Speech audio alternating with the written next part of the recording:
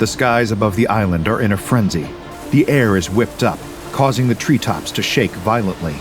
Overhead, a large whirring machine passes, filled with armed men, a white insignia with 3 inward-pointing arrows emblazoned on their uniforms. To them, this is just another mission. To the onlookers below, this is an omen, and it's not the first. It all starts a few days earlier. 2 people living among the indigenous, uncontacted tribe of the Sentinel Islands fall ill. Nobody can figure out what's wrong with them. In the dead of night, their bodies lock up, muscles tense, joints refuse to budge. Even their faces are warped into grim expressions of pain and terror. By morning, the rest of the Sentinelese have found the afflicted pair, and despite their best efforts, there's nothing they can do to treat the sickness. The helicopter descends, its rotors cleaving branches off trees, carving a hole in the natural environment. Steel-toed boots file off the chopper, stomping against a metal ramp as each soldier exits, weapon drawn. To the shock and horror of the Sentinelese, these strangers roll into their home like a storm. They grab the 2 stricken with the strange illness, pulling them back towards the helicopter. Every scream and protest from the indigenous people is ignored. This is the day that SCP-3136 would be discovered. SCP Foundation satellites were tasked with monitoring the Sentinel Islands after aerial surveillance detected an erratic change of behavior among the uncontacted tribe living there. They were tagged for investigation, and an agent was dispatched to the islands to directly observe the Sentinelese. Their mandate was clear: don't interfere with the locals. Even the Foundation should respect their isolation. That all changed when the agent repeatedly missed the scheduled check-ins with Foundation Operational Command. Having lost contact, it quickly became suspected that there was a visual hazard present on the islands, a situation that called for blind ops conditions. Mobile Task Force ETA 10 was dispatched. This unit, also known by their codename See No Evil, was only deployed to contain, investigate, or neutralize visual cognitohazards and mimetic agents. And what they found on the Sentinel Islands was exactly that. As MTF ETA 10 returned from deployment, one Dr. Heidke was assigned to investigate a potential anomaly, given the provisional designation of 2136. It was his first supervisory role, assigned by Foundation Dr. Richards. Working alongside Heidke would be Dr. Fletcher, an astrobiologist, and Dr. Mazur, an expert in biochemistry, as well as a proficient translator. In his observation journal, Dr. Heidke expressed his excitement at reporting his findings, after an initial quarantine of 96 hours. See No Evil had secured 2 subjects during their operation, the pair designated as 1 and 2. They had also gathered tissue samples from a 3rd, deceased individual, whose corpse had been found alongside the pair. Throughout their capture and transport back to a Foundation facility, both 1 and 2 had expressed a clear desire to not be separated. The 2 subjects were placed under CCTV observation, with Dr. Heidke watching as they sat on opposite beds in a containment room, conversing with each other.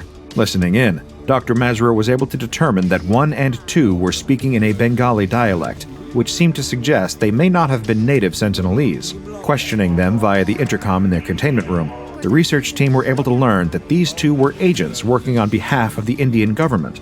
They demanded to be released, though the Foundation denied their request. Reaching an impasse, the agents refused to divulge any further information to their captors, though it begged the question: why exactly would India send undercover agents to infiltrate a remote tribe? Just what were they after? And what had they found? By the next day, 1 and 2 were still demanding that they be released, and were even refusing to sleep, seemingly in protest. From Dr. Heidke's observation, neither of them seemed to be exhibiting any outward signs of anomalous behavior or properties. Nothing suggested that either 1 or 2 were experiencing the effects of a visual cognitohazard, leading Dr. Heidke to wonder if the Mobile Task Force operators had picked up the wrong people. After a long, whispered conversation, the pair of subjects requested that someone else be allowed to join them in their cell. One explained that it was too dangerous for them to go to sleep, though refused to elaborate further. Dr. Heidke refused their request unless the pair began cooperating. At 9:30, on the second night of their quarantine, evidence of an anomaly suddenly appeared. Despite 1 urging his cellmate to stay awake, 2 drifted asleep. Within a minute, 1 had fallen to the floor, his body stiffening and rendering him completely immobile. The sound of his fellow agent falling woke 2 up, and the moment he was once again conscious, 1 seemed to recover. Both Dr. Heidke and Dr. Fletcher were still examining the subjects and concurred that visual contact was clearly playing a role in the anomalous effect, designated as 2136-A. Later that same night, Dr. Heidke requested that a D-class be assigned to their research team. It was agreed that this disposable member of personnel would be permitted to enter the cell, but in return, subjects 1 and 2 needed to divulge everything they knew to Dr. Mazur. According to their story, an observer working for the Indian government had been watching activity on the Sentinel Islands. Much like the Foundation, they noticed odd behavior among the native Sentinelese. They were keeping themselves in much tighter groups than normal, only ever sleeping in shifts, never letting anyone from the tribe stray off on their own. Even their movements were jerky, uncoordinated, erratic. When the Indian government lost contact with their observer, the 2 agents were sent to retrieve him. 1 and 2 were able to find the man, but he was already dead, although there were no signs of any struggle. When they attempted to leave, the pair were spotted by the Sentinelese and attacked. During their escape, 1 and 2 seemed to contract their anomalous condition, 2136-A. That's when the Foundation's mobile task force caught them. For explaining what had happened to them, the subject's request was granted. The D-class was placed within their cell under the designation of Subject 3. Dr. Fletcher made sure that nobody outside the containment room saw 1 or 2 as 3 entered. Dr. Heidke even requested the Foundation's Department of Containment to construct an additional exterior door, like an airlock, just in case the cell needed to be opened again. After they were in the room together for 5 minutes, the research team requested that 1 and 2 slowly turn their backs on 3 while keeping each other in view. As they complied, 3 suddenly fell to the ground. Already the anomaly had started to affect him too. 3 was quickly revived when 1 and 2 re-established visual contact, highlighting to Dr. Heidke that not only was the anomaly infectious, but that it seemed to spread through a direct line of sight. He instructed the subjects to sleep in shifts, even electing to have the research team do the same. The last thing the Foundation needed was one of their subjects dying because someone was too sleepy to keep watch. However, both Drs. Heidke and Fletcher didn't get much sleep. The pair stayed up for most of the night discussing the newfound anomaly, debating its infection method and possible point of origin, and all the implications that came with. Dr. Fletcher insisted this anomaly behaved like a virus, though Heidke wasn't convinced there was enough evidence to support this. Eventually, both of them compromised, instead referring to it as a pathogen. As they worked on draft containment measures, describing in detail how the cell housing the 3 infected subjects was to be operated and maintained, Dr. Heidke noticed Dr. Mazur in the reflection of the CCTV monitor. She was napping on a nearby bench. What followed was a long day of testing, with 3 restless subjects on edge after not having had much sleep, and neither had their observers. The trio were unwilling to cooperate until Dr. Heidke told them that testing would help the Foundation find a cure. Over the course of more than 15 hours of tests, Heidke observed a few key details about the anomalous condition. On average, 2136-A took effect within 45 seconds after a subject's line of sight was broken. It seemed that the anomaly wasn't disrupted by reflections or refractions, leading Heidke to request that mirrors be hung in the cell. This would, he hoped, prevent the 3 subjects from ever being out of each other's view. Skin needed to be visible too in order for the anomalous effect not to trigger, leading to the research team requesting the subjects to strip from the waist up. As testing concluded for the day, and the 3 subjects were tasked with hammering hooks to the cell walls to hang up mirrors, nerves seemed to be settling in, worsened by the constant sound of hammering. Dr. Mazur had also made an interesting discovery, one that played on Heidke's mind. She had examined some of the tissue brought back by MTF Edit 10, the samples from the Indian government's dead observer. There were anomalous structures present within the deceased tissue that seemed to suggest the 2136-A effect was the result of some kind of parasite. In the early hours of the following morning, Drs. Heidke and Mazur noticed Subject 2 seemed to be having intense nightmares, twitching and convulsing as he slept. It seemed the infection was gradually degrading his motor functions, even while the other subjects were watching him sleep. Suddenly, Dr. Mazur accidentally spilled coffee on Heidke's draft observation logs, apologizing profusely. It was becoming clear that they'd need a backup research team to take over. The lack of sleep was wearing everyone down, researchers and subjects alike. The day's tests didn't run smoothly either, with both 1 and 2 becoming disruptive, refusing outright to comply with instructions. At one point, 2 began lurching jerkily across the cell, shouting something that Dr. Mazra translated as, "I can't stop. Help." Testing was outright cancelled later that same day, with both 1 and 2 now staggering around the room, causing Subject 3 to become agitated by their behavior. It appeared to be a new stage of infection. 1 and 2 remained aware and conscious of their symptoms, but unable to control themselves. Their erratic movements were entirely involuntary, and alarmed 3. The D-Class demanded that the other 2 stay away from him, though Dr. Heidke empathized with him. He too had been trapped in a small room with 2 other people, and hardly slept. A backup team was scheduled to arrive the next day, though by later that evening, the research team were already feeling their exhaustion weighing on them. Dr. Fletcher appeared so tired he could barely lift a pen. Heidke couldn't even hold cutlery to eat. Inside the cell, Subject 1 and 2 had regained some of their motor functions and stayed mostly sitting still, only ever moving slowly. They had stopped yelling too, only able to speak in a slurred drawl. Subject 3 had crouched in a corner, gripping a hammer from hanging the mirrors the night before. At 11:45 on the night of the 4th day, Dr. Heidke was forced to declare the experiment terminated. All the test subjects were dead. In the night, despite his efforts to stay awake, Subject 3 had started succumbing to exhaustion and falling asleep. When he did, both 1 and 2 suddenly stood bolt upright and advanced towards him, their movements now deliberate, controlled. They were repeating a single word, which, according to Dr. Mazra, translated as, "Look." Startled, 3 awoke, with the hammer still in his hands. The moment he had killed the other 2, the research team realized quickly what was about to happen next. The effect of 2136-A set in. 3's body began locking up, causing him to drop the hammer. Covered in the blood of his cellmates, his chest stopped moving, and he fell to the ground. He suffocated. Yet the room had been full of breathable air, and the worst part was, it wasn't over yet. Dr. Heidke sent Mazra to get help, going against the orders to maintain a 96-hour quarantine. He realized quickly that it wasn't just the test subjects who had been infected. Fletcher must have seen one of them when bringing the D-Class to the cell.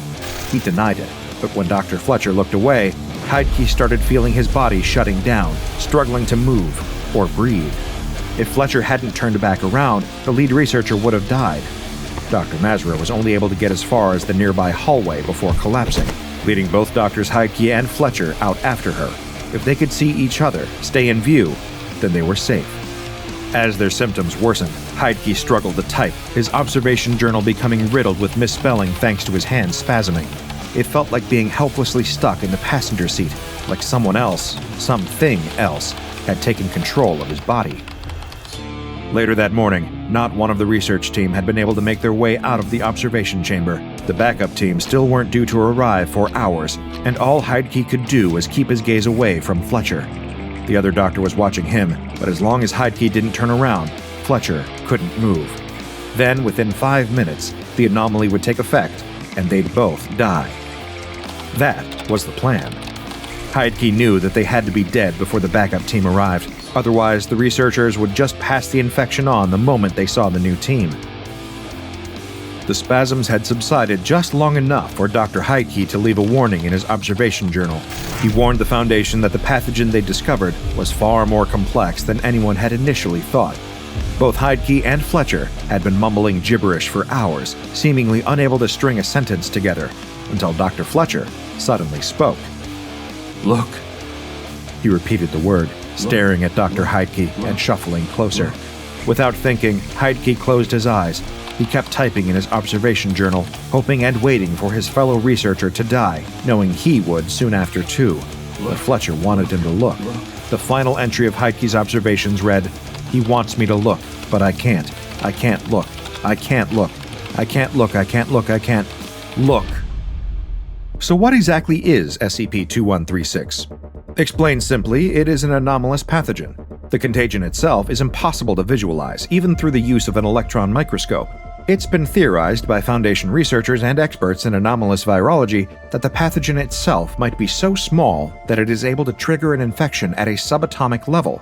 Some have even hypothesized that individual photons of light are able to carry this anomalous infection as they bounce off human skin, allowing them to be viewed by other people. As these light particles enter the retina of another human, so too does the infection. SCP-2136 is transmitted through sight. If an uninfected person views someone carrying the pathogen, they will contract it as well. Once SCP-2136 reaches a new host, it immediately begins to take control of their body.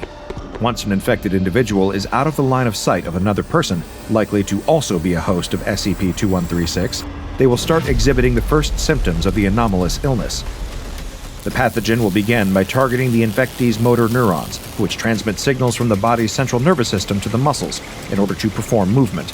SCP-2136 causes the muscles to stiffen suddenly and involuntarily once a host is unobserved. This symptom will rapidly increase in severity until the infectee is rendered completely immobile. The only way to reverse this symptom is if an infected person is observed again by another host of SCP-2136. If this occurs during the onset of the initial characteristic symptoms, then the infectee will rapidly regain control of their motor functions and their muscles will operate as they normally would. Without observation, however, the pathogen will continue to disable the motor neurons. Given that these neurons also control bodily functions like breathing, subjects are likely to die within an average of 5 minutes. The causes of death that often occur as a result of SCP-2136 infection are typically respiratory failure or circulatory failure. Foundation researchers have noted a distinct similarity between how the SCP-2136 pathogen affects the human body and the anomaly designated as SCP-2218. The latter refers to a collection of individuals with an anomalous condition that causes them to become inanimate mannequins whenever they are observed. An ongoing investigation has been opened into the possible connection between the two anomalies. It's thought, among some researchers, that instances of SCP-2218 may have received their anomalous properties from a modified variant of the SCP-2136 pathogen. Alternatively, another school of thought suggests that the infection itself is derived from the condition that afflicts the SCP-2218 instances. From the moment that they expire, humans infected with SCP-2136 will no longer be capable of passing on the infection. During post-mortem examinations, Foundation morticians have discovered the presence of anomalous organelles, subcellular structures that perform specific functions within cells like organs do within the body. These organelles, it is theorized, are possibly the matured form of the SCP-2136 pathogen. However, their exact function is unknown. It's thought that since they are found within neural cells, which receive impulses and enable the human body to move, that these organelles might have some role in preventing these electrical impulses. Foundation researchers studying the pathogen have found that SCP-2136's composition suggests that it works by absorbing some or all of the electrical impulses sent via a host human's neurons. It has even been suggested that SCP-2136 feeds on electrical impulses, sustaining itself while simultaneously blocking an infectee's bodily function. But Dr. Heidke realized this was wrong. SCP-2136 doesn't just feed on electrical impulses, it stores them, using them to control the bodies of its hosts. The infectee's consciousness becomes an unwilling passenger in their own body, while the pathogen pulls at their limbs like a puppeteer. Processes like talking are more complex, but if SCP-2136 is able to learn how to make a body move, then it can learn how to make one speak. As of now, the Foundation has ordered Mobile Task Forces Eta 10 and Theta 5 to establish a naval perimeter around the Sentinel Islands. All outside contact with the indigenous tribe is prohibited until an effective containment protocol for SCP-2136 can be determined. A final amendment is included in the SCP-2136's entry on the Foundation database. The misspelt sentence reads, "All D-Class hosts died. SCP-2136 is neutralized." SCP-1363 presents a unique challenge to our understanding of biological hazards. It's a highly contagious RNA virus, targeting human epithelial tissue with unsettling precision. Initial exposure leads to the prodromal stage, where the infected report a metallic taste and persistent headaches. Within days, unsettling lesions resembling scrape marks appear on their skin, though these are mysteriously painless. It's during the chronic stage, however, that SCP-1363 reveals its truly bizarre nature. The lesions evolve, forming coherent words and sentences, apparently communicated by two distinct entities within the virus itself. Named SCP-1363-1-A and SCP-1363-1-B, these entities engage in conversation, seemingly possessing awareness and knowledge from the mid-20th century, specifically around nuclear physics, a vestige of their origins at the Los Alamos National Laboratory. Their amicable demeanor belies the virus's lethal potential, leading to severe systemic effects and, in some cases, death. This is why containment is critical. SCP-1363 not only infects bodies, but weaves itself into the fabric of histories, leaving despair in its wake. Understanding SCP-1363 is not just a matter of science, it's a race against history itself. In 1946, a small town draped in the gentle hues of morning, as a young girl with lively eyes and a skip in her step made her way to school. The path wound through quiet country roads, lined with the remnants of autumn's touch. As the young girl approached a narrow bend, she noticed a man ahead, staggering and mumbling to himself. His arms were covered in strange marks that seemed to shift and move. Curious but cautious, the girl slowed her pace, her gaze fixed on the odd sight. The man, lost in his own world of discomfort, suddenly stumbled toward her. Reflexively, the girl put up her hand to shield herself, brushing against one of the lesions on the man's arm. The contact was brief, but in that instant, her hand came away with a slick, unusual feeling. "Sorry, miss," the man gasped, clutching his head as he shuffled away, leaving the girl to stare after him, puzzled and slightly scared. Once at school, she rubbed her tired eyes with the same hand, unwittingly transferring whatever had lingered from the man's lesion. Throughout the day, a headache began to nag at her, growing in intensity. By the time she returned home, the discomfort was unbearable. Her parents, noticing her distress at dinner, advised her to drink more water, thinking perhaps the day's play had left her dehydrated. "Drink up, sweetheart, it'll help," her mother said, pushing a glass of water toward her. The girl tried to comply, but the water did little to ease the pounding in her head. Later that evening, as she changed into her pajamas, her mother noticed small, scrape-like lesions forming on her arms. "What happened at school today? Did you fall?" her mother asked, concern knitting her brow. "No, Mommy," the girl whispered, her voice strained by the throbbing in her skull. "It just started hurting."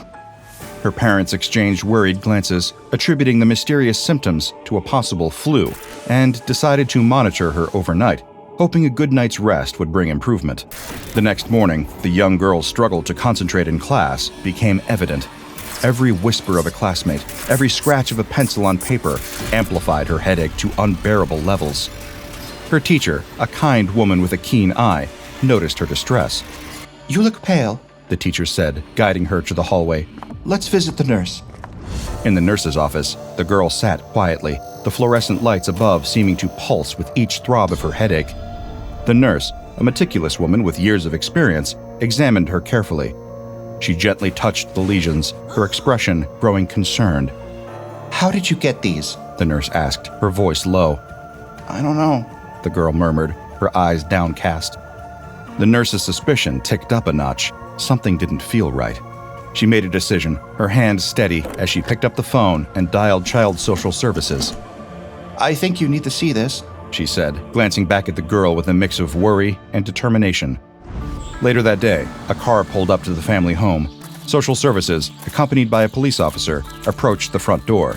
The girl's parents met them, confusion turning to horror as the reason for the visit was explained. "We need to ensure her safety," the social worker explained, avoiding the parents' pleading eyes as they protested, tears streaming down their faces. "No, you don't understand. She's not abused," her mother cried out, gripping the social worker's arm. Her father, equally distraught, tried to reason. "Please, she's just been ill. Let us take care of her." But their pleas went unheard. The girl, wrapped in a coat too big for her, looked back at her parents from the back seat of a social service vehicle, her face streaked with tears, her small voice lost in the cold wind. At the foster home, the girl found herself among strangers. Her symptoms, now evolving into whispered conversations from the lesions, went unnoticed by her overwhelmed foster parents. They overheard her murmuring responses to unseen voices and assumed she had conjured an imaginary friend to cope with her upheaval. "Who are you talking to, dear?" one foster parent asked, peering into her room late one night. "My arm," the little girl replied, staring at the shifting words on her arms, her voice a whisper of fear and fascination. The other foster children glanced at her with curiosity, but none understood the gravity of her conversations with the lesions, mistaking them for the whims of a troubled mind. One afternoon, an older foster child watched the girl whispering to her arms. His curiosity piqued, he approached her. "What are you playing?" he asked, eyeing the strange patterns on her skin. "It's not a game," she murmured, but he was too fascinated to heed her tone. "Can I try?" he insisted, reaching out to touch the lesions before she could stop him. His fingers traced the words, and he laughed. "Cool! It's like magic!" But the laughter soon faded. Within days, the boy started complaining of headaches and a weird taste in his mouth. Not long after, similar lesions appeared on his skin, whispering secrets only he could hear. Meanwhile, the school nurse, who had been feeling increasingly unwell, noticed similar symptoms in herself. Remembering the girl and the lesions, she grew alarmed. With shaking hands, she dialed the CDC, her voice urgent as she described the symptoms and her fears. "Something's very wrong," she explained. "It's like the disease is spreading through words." Under the guise of public health officials, SCP Foundation agents arrived in the town, their presence calm yet authoritative. They moved with purpose, observing the behaviors and interactions of the townsfolk, especially those showing the mysterious symptoms of SCP-1363. The agents meticulously gathered data, blending in yet remaining apart, their notes becoming a catalog of the unfolding epidemic. It didn't take long for them to confirm the presence of an anomalous infectious agent. The designation SCP-1363 was quickly applied, and the real work began. "Initiate containment protocol," one agent instructed, speaking into a concealed microphone. Teams of Foundation personnel, donned in biohazard suits, began the somber task of rounding up affected individuals. The girl, her symptoms now fully manifest, and the observant school nurse were among the first to be escorted to waiting, unmarked vans. Inside the containment facilities, the atmosphere was tense but controlled. Researchers and doctors worked in sterile rooms, their movements deliberate, covered from head to toe in protective gear. They examined each patient with precision, careful to avoid any contact that might spread the contagion to themselves. Back in the town, a subtle quarantine was enforced. The once lively streets grew quiet, the usual bustle replaced by the occasional sight of Foundation personnel and their unmarked vehicles. Residents peeked from behind curtains, their whispers filling the air with rumors and fear. "What's happening?" one townsperson asked another as they watched another neighbor being escorted away by suited figures. "I heard it's some new kind of flu," the other replied, their voice low, tinged with uncertainty and fear. As the Foundation's presence became more noticeable, the reality of the situation began to sink in for the townsfolk. They were at the epicenter of something far beyond ordinary, a mysterious illness that could no longer be ignored.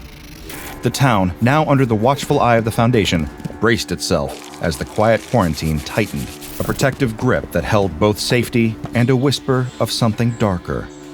At the containment center, the hum of scientific activity filled the air as researchers monitored the progression of SCP-1363 in its various stages.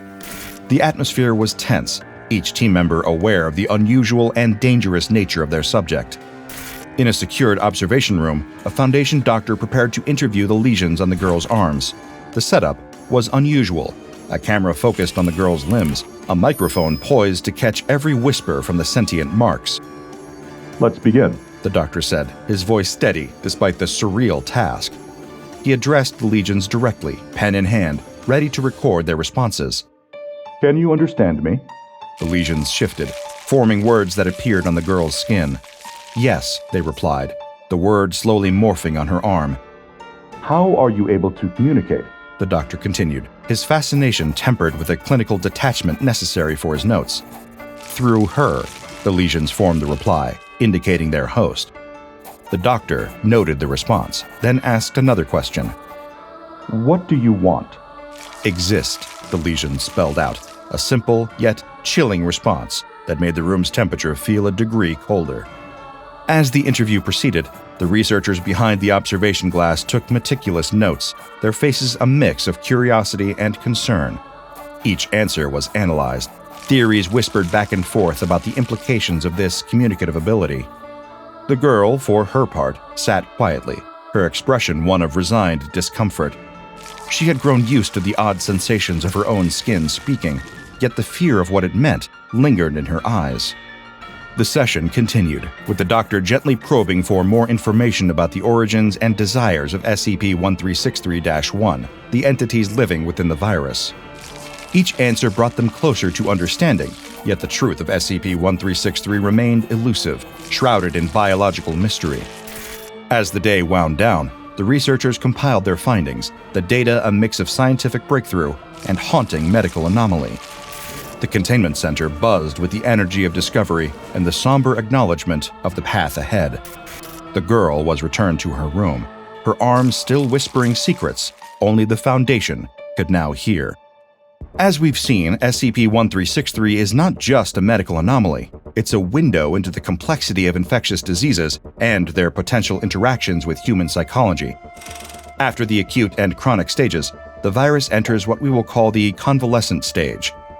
This is where the levels of SCP-1363 in the blood begin to decline, leading to a gradual resolution of symptoms. Most subjects recover fully within a month, but let's not underestimate the psychological scars left behind. The virus fades, but the impact lingers. Survivors often report episodes of anxiety, nightmares, and in some cases, continued hallucinations. It's a stark reminder of the virus's potency. Now, let's talk containment. SCP-1363 is currently contained at Bioresearch Site 101 under the highest biosecurity protocols. The containment unit is designed to prevent any possibility of outbreak, with multiple redundancies in place. Every precaution is taken to ensure that SCP-1363 does not leave the confines of its containment cell. This includes specialized air filtration systems, double-sealed doors, and regular health screenings for all personnel involved in its management. The outbreak of 1946 taught us valuable lessons in containment and crisis management. We've applied these lessons to enhance our protocols, ensuring the safety of the public and the integrity of our research. As we continue to study SCP-1363, our goal remains clear: understand, contain, and mitigate. The stakes are high, but so is our commitment to safeguarding humanity. It started with a woman. We'll call her Valerie. It doesn't matter whether or not that it's her real name, since her real name is lost, even to herself. Valerie was a young woman, but what many would describe as a very old soul. She'd been to strange places, seen awful things, and gotten in touch with some dangerous people. Like a lot of people with hard lives, Valerie tried to find relief wherever she could, partying, gambling, buying herself expensive things. After all, she was here for a good time, not a long time, and she wanted to eke out any pleasure she could while she was still able. That's how she ended up in the high rollers section of a very exclusive private club in New York City. They had the finest drinks, the most attentive waitstaff, and the strangest entertainment. But that's the kind of exceptional service you can expect from a club run by one of the most powerful and influential clandestine enterprises in the world, Marshall, Carter & Dark Limited. Valerie had no idea who the club's owner was, though. She had come here with a wealthy friend. Well, calling them a friend might be pushing it. She was here with someone she had met earlier that night. But now, as she sipped her drink and played another hand of blackjack, she realized that he was nowhere to be seen. Oh well, she didn't have anybody to please but herself, and the clubs of Marshall, Carter, and Dark can provide plenty of pleasure, as long as you can pay. Valerie's problem was that she didn't have the money to keep living large off of their largesse, and she was about to get a rude awakening as to just how much these mysterious businessmen value their bottom line.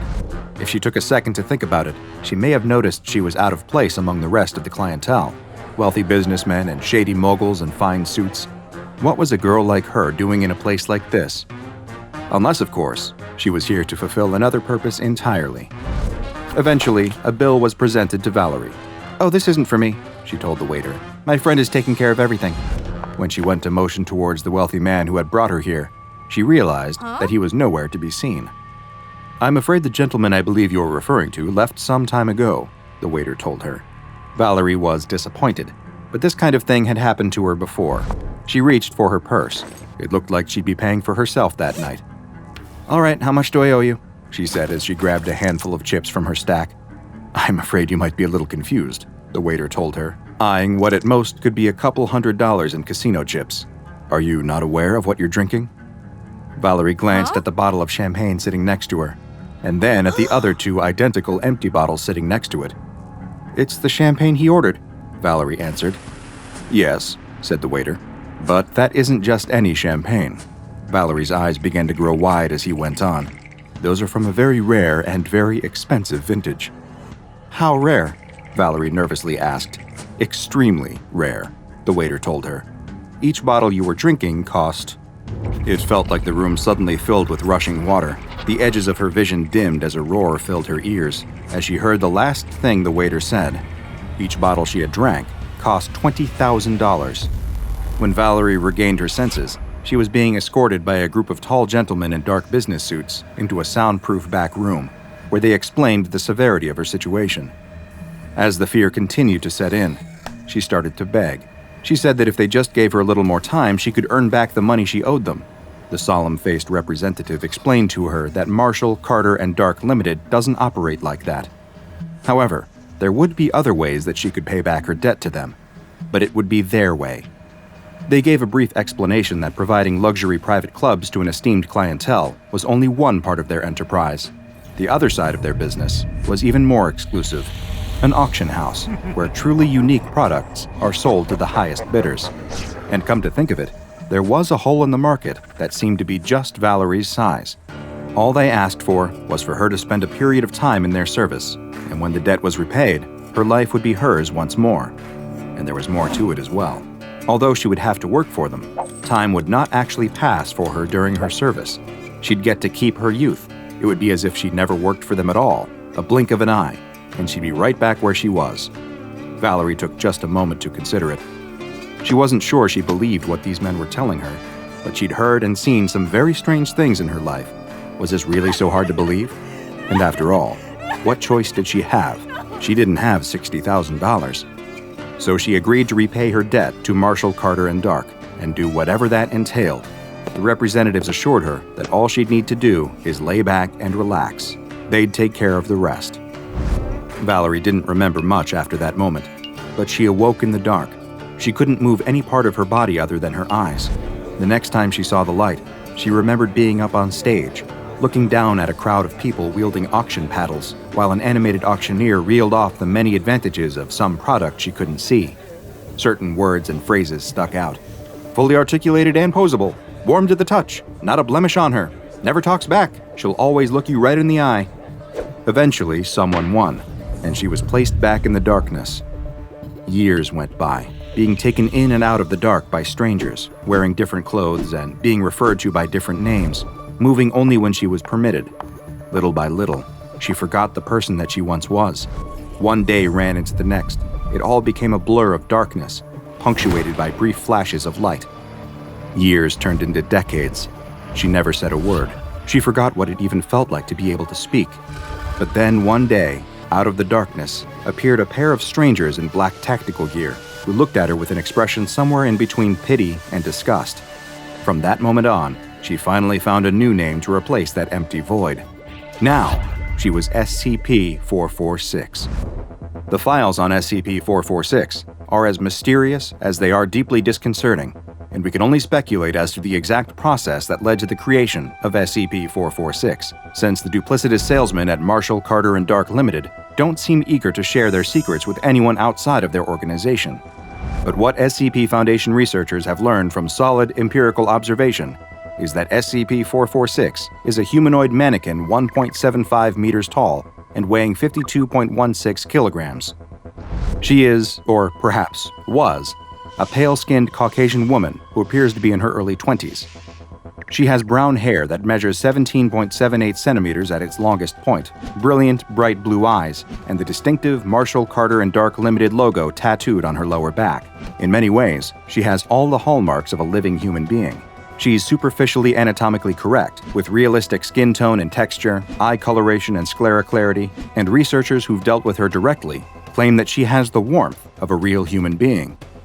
Despite seeming to be alive, though, SCP-446 doesn't respond to verbal communication, has no pulse or heartbeat, and she doesn't even appear to breathe. Whether SCP-446 can truly be considered alive is still an open question among Foundation researchers. SCP-446 is stored in the same hinged metal box she was found in, which is plain save for a series of clothing measurements for those wishing to purchase their own custom accessories. When Foundation field agents first discovered her, they attempted to sit her up. However, what they found was that she responded to their touch, sitting up on her own.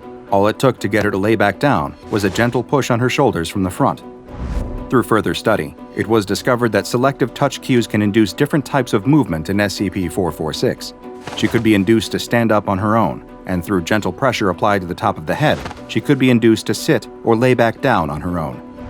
You may have also noticed the somewhat uncanny quality of SCP-446's eyes. Please don't be alarmed. It isn't anything out of the ordinary. Her eyes will follow the nearest person to her around the room, and she'll try to make eye contact if possible. Don't let it bother you. Everyone gets used to it eventually. Her limbs can also be posed and manipulated as required, even into positions requiring balance, like standing on one leg. However, if pushed over, she will immediately lose balance and fall. It seems almost as though her actions are defined as much by the toucher's intent as the touch itself. Essentially out of any more ways to learn about SCP-446, an in-depth medical examination was authorized. Given the humanoid nature of 446, the doctor conducting the examination decided to proceed in a manner similar to the kinds of autopsies given to non-anomalous human corpses. The doctor noted being disturbed by the fact that 446's eyes kept following them, even as they prepared the tools for the autopsy. They also remarked on the almost freakish clearness of the subject's skin. There wasn't a single detectable mark or blemish, almost like a porcelain doll. There was no rigor or livor mortis, nor any signs of damage or injury to the body. Examination of the mouth revealed an obstruction at the top of the throat, a metal plate fixed to the back of her mouth, bonded to the flesh on all sides. The plate shifts slightly when touched, but couldn't be removed. Similar plates had been installed in the ear canals, nostrils, and all other body orifices, as if to ensure that nothing can enter or exit 446's body. The doctor then moved on to the internal examination of SCP-446, beginning with a number of X-rays. These revealed several irregularly shaped masses inside 446's body, covering major organs such as the heart, brain, kidneys, and liver. Dissection revealed these masses to be boxes of various shapes and sizes, constructed from the same metal that comprises the obstructive plates. These boxes are connected to the corresponding organs through a series of wires and tubes.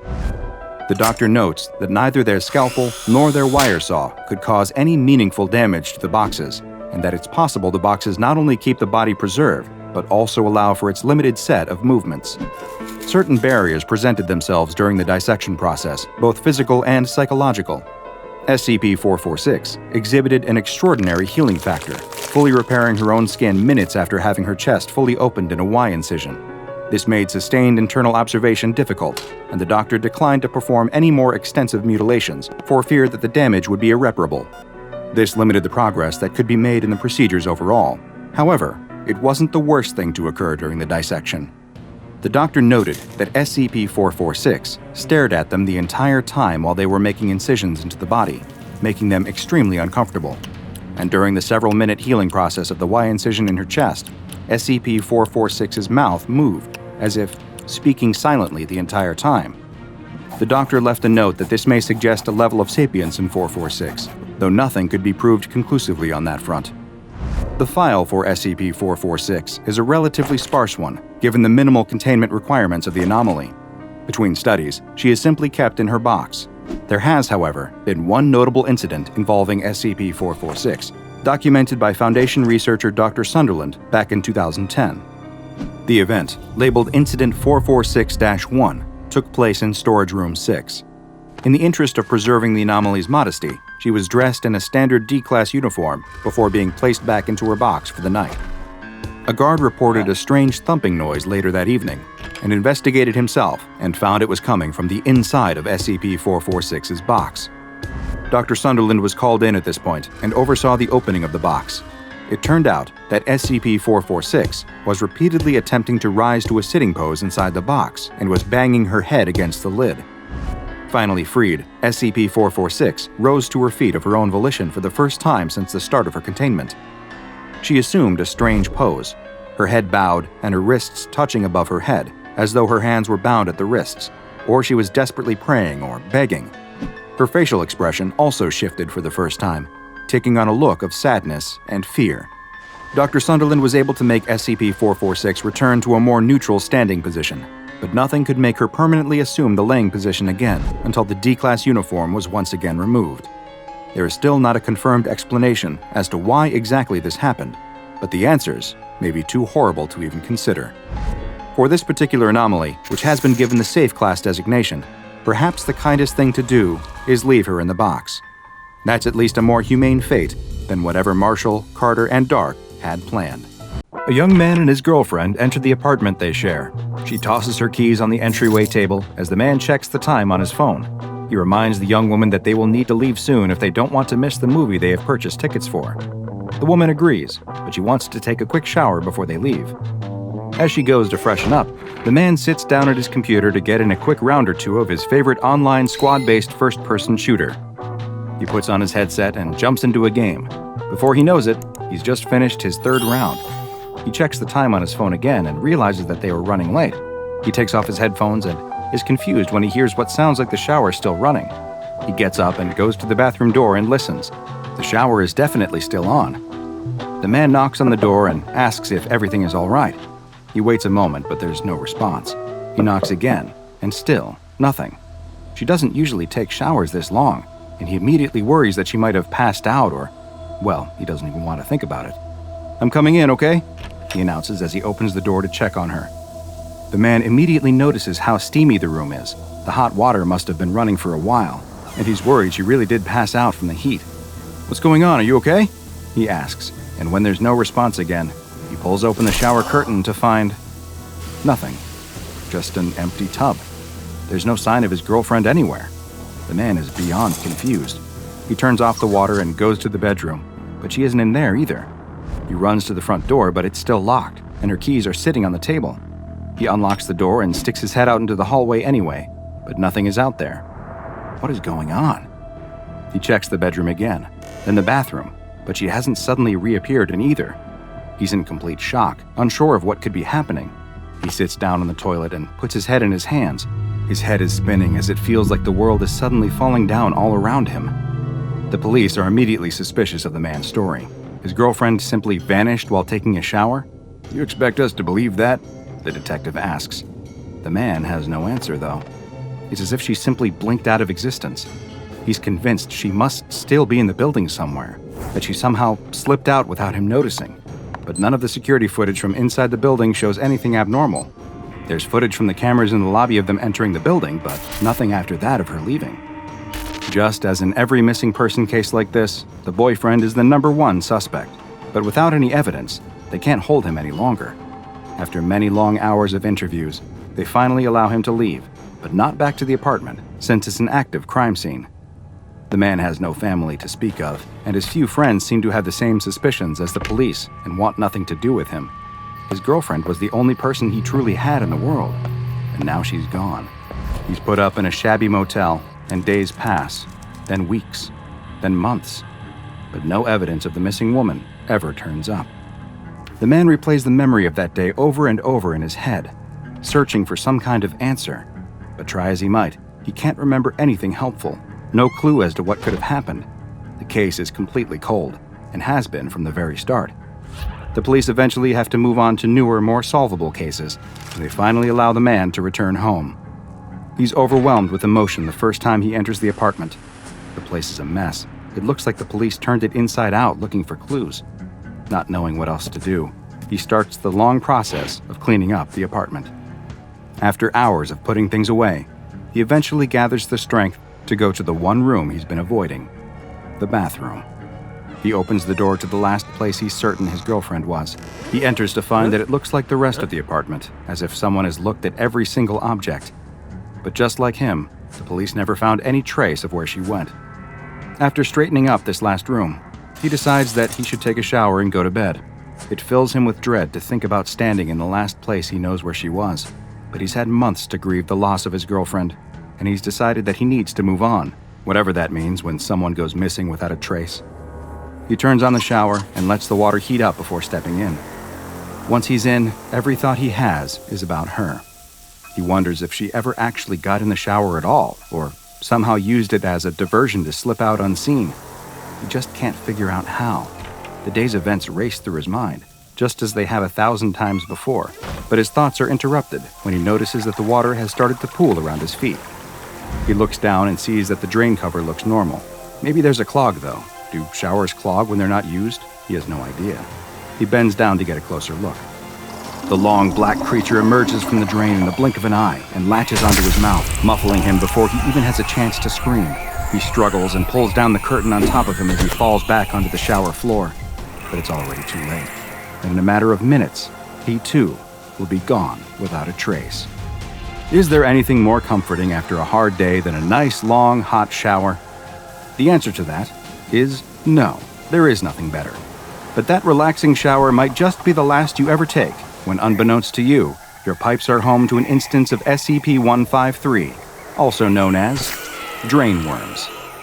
SCP-153 refers to a species that resembles the common nematode, or roundworm, consisting of a long, thin body with a large mouth on one end. While some roundworms can grow to as large as a meter long, which is in itself a disturbing thought, SCP-153 instances can be much, much larger, and it is estimated that they can reach up to nearly 10 meters in length, though it is hypothesized that some instances in the wild may grow even longer. These worm-like creatures will feed off of any available organic material. However, their favorite form of sustenance is fresh animal tissue, and they appear to have an especially strong predilection towards human flesh. In order to satiate their desire to feed on their preferred prey, SCP-153 has developed a rather unique predatory style that perfectly suits its elongated body structure. While it is unknown just where they originate, they are most often found in the pipes of sewer and drainage systems. 153 instances will swim up those pipes, seeking out ones that lead to people's homes, and especially those that connect to showers and bathtubs.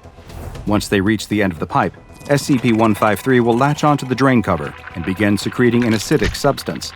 The acid quickly dissolves the drain cover, and SCP-153 will position its own mouth in its place, which it then is able to camouflage as the missing drain cover almost perfectly. Once SCP-153 has taken this position, it is virtually impossible to distinguish it from the original or discern that anything has changed. SCP-153 will then lie in wait until it detects that someone has entered the shower or bathtub.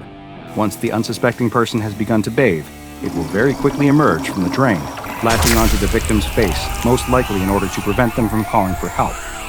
It then begins to rapidly secrete more of the same acid that it used to dissolve the drain cover. With how effectively it was able to dissolve metal, it's no surprise that SCP-153 is able to quickly produce the same effect on its victim. Their skin, muscle, and bone will all be almost immediately liquefied, allowing SCP-153 to feed on the slurry. And the drain worms feed extremely quickly as well. After just several minutes, basically nothing will remain of the person who stepped into the shower, and 153 will retreat back into the drain, leaving no signs that it was ever there, save for the missing drain cover. The SCP Foundation became aware of this anomaly following multiple mysterious missing person cases that all had one key element in common. Each was reported as having disappeared after entering a bathroom to either shower or take a bath. The Foundation soon discovered that large populations of SCP-153 instances were living in the sewers beneath several major American cities, and immediately began enacting containment procedures. The Foundation collected as many specimens as they could and brought them to Bioresearch Area 12, where they keep them contained in 10 by 10 by 5 meter tanks that are kept partially filled with sewage and other organic material for them to feed on.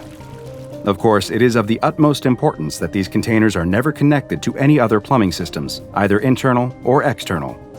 With several specimens contained, the Foundation began researching the creatures in order to hopefully better understand them and how they were able to develop such complex hunting techniques. Research was also approved to find out whether they could be used as a sort of waste disposal system in certain extreme circumstances, such as with SCP-371, a mass of living animal tissue that has grown to line nearly 4 kilometers of sewer pipes beneath Amsterdam. A small number of SCP-153 instances were approved for release into the wild in order to test whether they could stall the spread of 2717. However, this experiment was halted following some disturbing new reports. More missing person reports came to the Foundation's attention that bore the hallmarks of an SCP-153 attack, but these new reports were not limited to people who vanished after bathing. It now appears that SCP-153 has further adapted and has begun to emerge not just from showers and bathtub drains, but now also from sinks and, yes, even toilets. The Foundation is unaware of just how many instances of SCP-153 continue to exist in the wild, but there's no doubt that many continue to live and hunt undetected in sewers around the world. This anomaly, which has been classified as Euclid, is taken very seriously by the Foundation, and any reports of people who go missing from bathrooms are immediately investigated for signs of SCP-153. Field agents are to be equipped with infrared and ultraviolet sensors, which can bypass SCP-153's camouflage, and if specimens are able to be captured alive, then they are to be brought to Area 12 for further research. But don't bother worrying too much the next time you step into the tub. If you've been targeted by SCP-153, there's not much you'll be able to do anyway, and your worries will soon be going down the drain, along with whatever remains of you. The train erupts into a frenzy. People are screaming, barreling down the carriage to try and get away from the host. Barely anyone paid her any attention a few seconds ago, but the second she exploded, everyone noticed.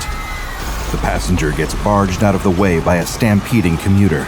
Another person shoves past and they fall, buried under the trampling feet. Looking toward the spot where the host had been standing, the passenger expects to see a bloody mess scattered across the carriage. Instead, between the kicking, stomping legs, they notice a blanket of thin, white wisps, covering the train floor and the doorway next to where the woman had been just seconds ago. They're strange, almost like millions of tiny little hairs, and they're spreading. The people closest to the wisps are quickly being covered, the tiny white things covering them, clinging to their clothes, climbing up their legs. Despite their frantic efforts to wipe them away, the passenger watches in horror as more and more of the people on the train are smothered by them, and the wisps keep crawling along, getting closer to where they're trapped.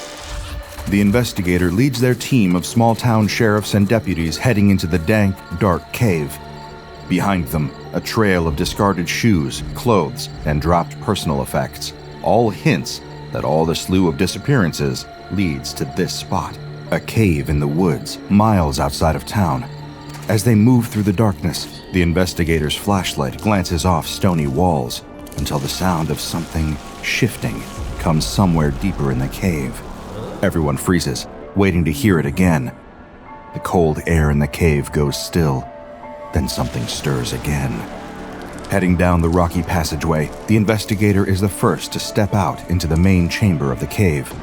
To their surprise, there's nobody here. 3 structures of what appear to be plants form pillars throughout the room.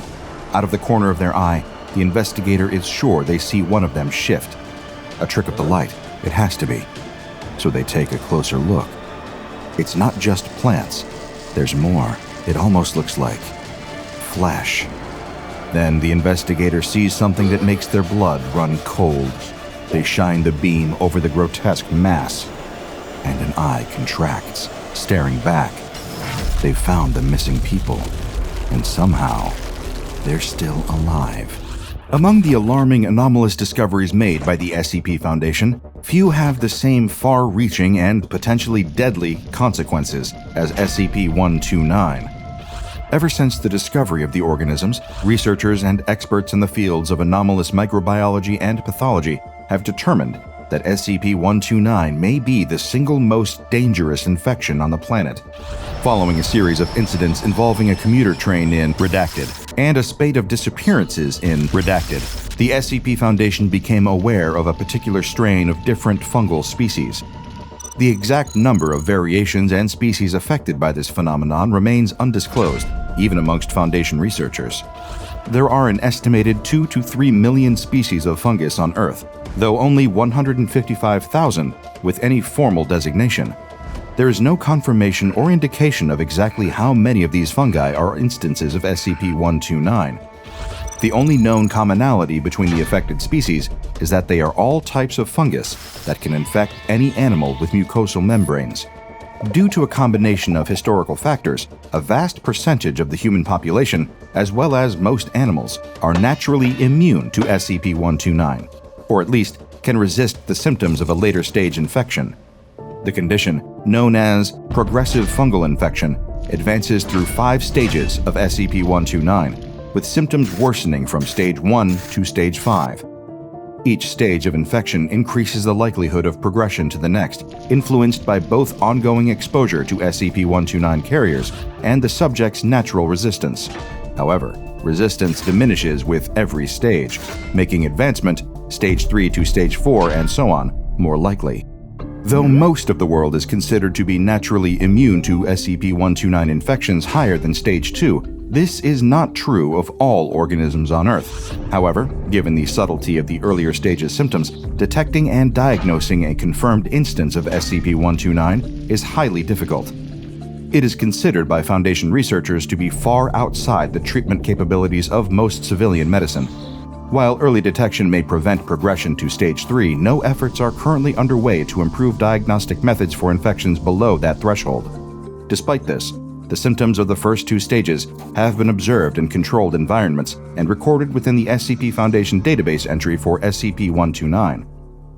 During a Stage 1 infection, the first organism, referred to as an instance of SCP-129-01, is introduced to its potential host and immediately begins to attack their mucosal membranes.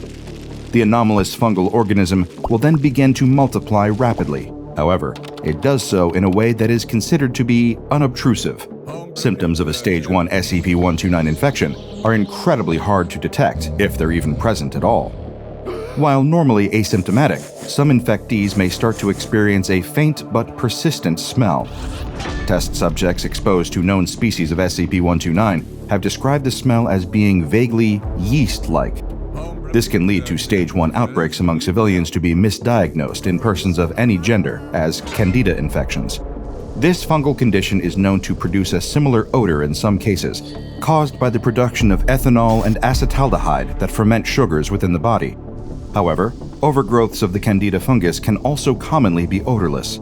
It is also known that certain medications, especially antibiotics with any mold content, can produce a similar smell. The key difference between progressive fungal infections and other non-anomalous diseases is how it prepares the body for the subsequent stages of infection. The multiplication of SCP-129-01 weakens the host's body and immune system, allowing for a second fungal organism, referred to as SCP-129-02, to enter the mix. Once the host has been infected with two species of anomalously affected fungus, symptoms become marginally more noticeable, but no less easy to misdiagnose. A victim carrying both an instance of SCP-129-01 and SCP-129-02 will begin to experience symptoms identical to acute viral nasopharyngitis, otherwise referred to as the common cold. Among infected humans, this commonly leads to assumptions that they are simply battling a regular, non-anomalous illness. Most civilians affected by SCP-129 will attempt to treat their condition with home remedies, over-the-counter cold and flu treatments, or possibly even prescribed medication. However, while trying to treat these cold-like symptoms, the presence of SCP-129-02 will lower the efficiency of the victim's immune system, which allows the first organism, SCP-129-01, to become further entrenched within their body. During Stage 1, the risks of a severe progression, while never zero, remains low. In a vast majority of cases, both SCP-129-01 and SCP-129-02 will leave their host within 4 to 6 days. While these species are fairly widespread, by themselves they pose little danger.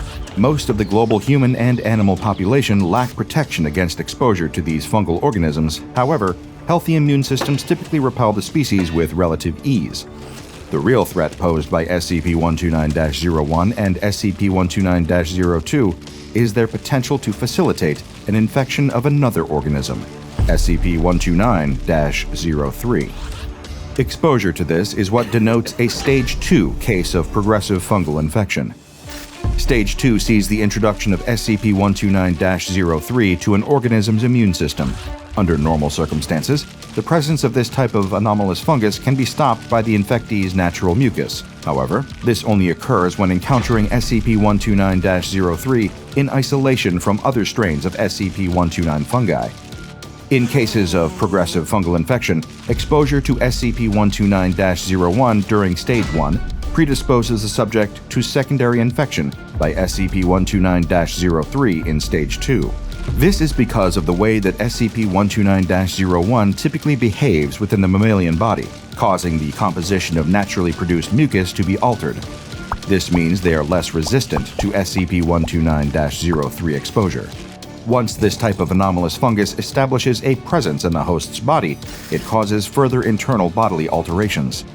SCP-129-03 targets an infected person or animal's mucus, lymph, and blood. Just as SCP-129-01 facilitates colonization by SCP-129-03, these alterations create conditions that enable additional SCP-129 fungal species to establish within the host. Owing to these anomalous alterations, Stage 2 infections are often denoted by more noticeable symptoms, such as greatly increased mucus production within the body. Subjects can also develop a nagging cough caused by excess amounts of phlegm, as well as lingering low-grade fevers and increased levels of sweating and salivating. All of these symptoms can, when reported to a civilian general practitioner, be misdiagnosed as sinusitis or respiratory infections or the flu. Foundation anomalous disease specialists have identified several symptoms unique to Stage 2 SCP-129 infection. The first is an infected person reporting specific changes to their diet, in particular, a sudden preference to consume vegetables over other food groups. The second is the complaint that the subject finds fruit juices to suddenly start tasting odd. This is often noticed in those attempting to naturally boost their vitamin C levels to help fight what they likely assume to be a case of the flu.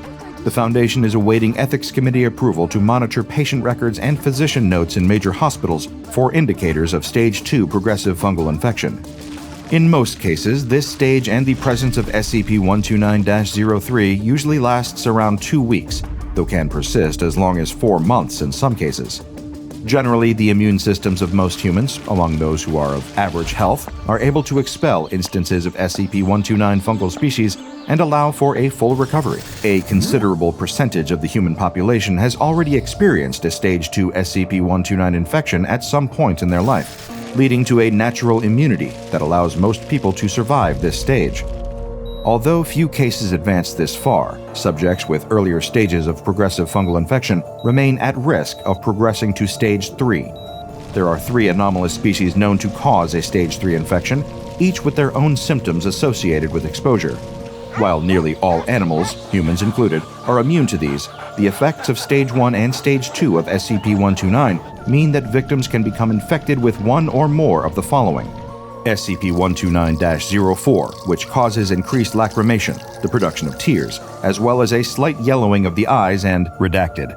SCP-129-05 exposure is often denoted by redacted, as well as a gradual thickening of the host's nails and a significant increase in the production of earwax. Then, SCP-129-06 can cause the infected subject's waste material to become an unnaturally bright yellow and the appearance of small pellets. As with exposure to SCP-129-01, there is once again a distinct yeast smell. However, it is notably stronger when a victim is infected with SCP-129-06.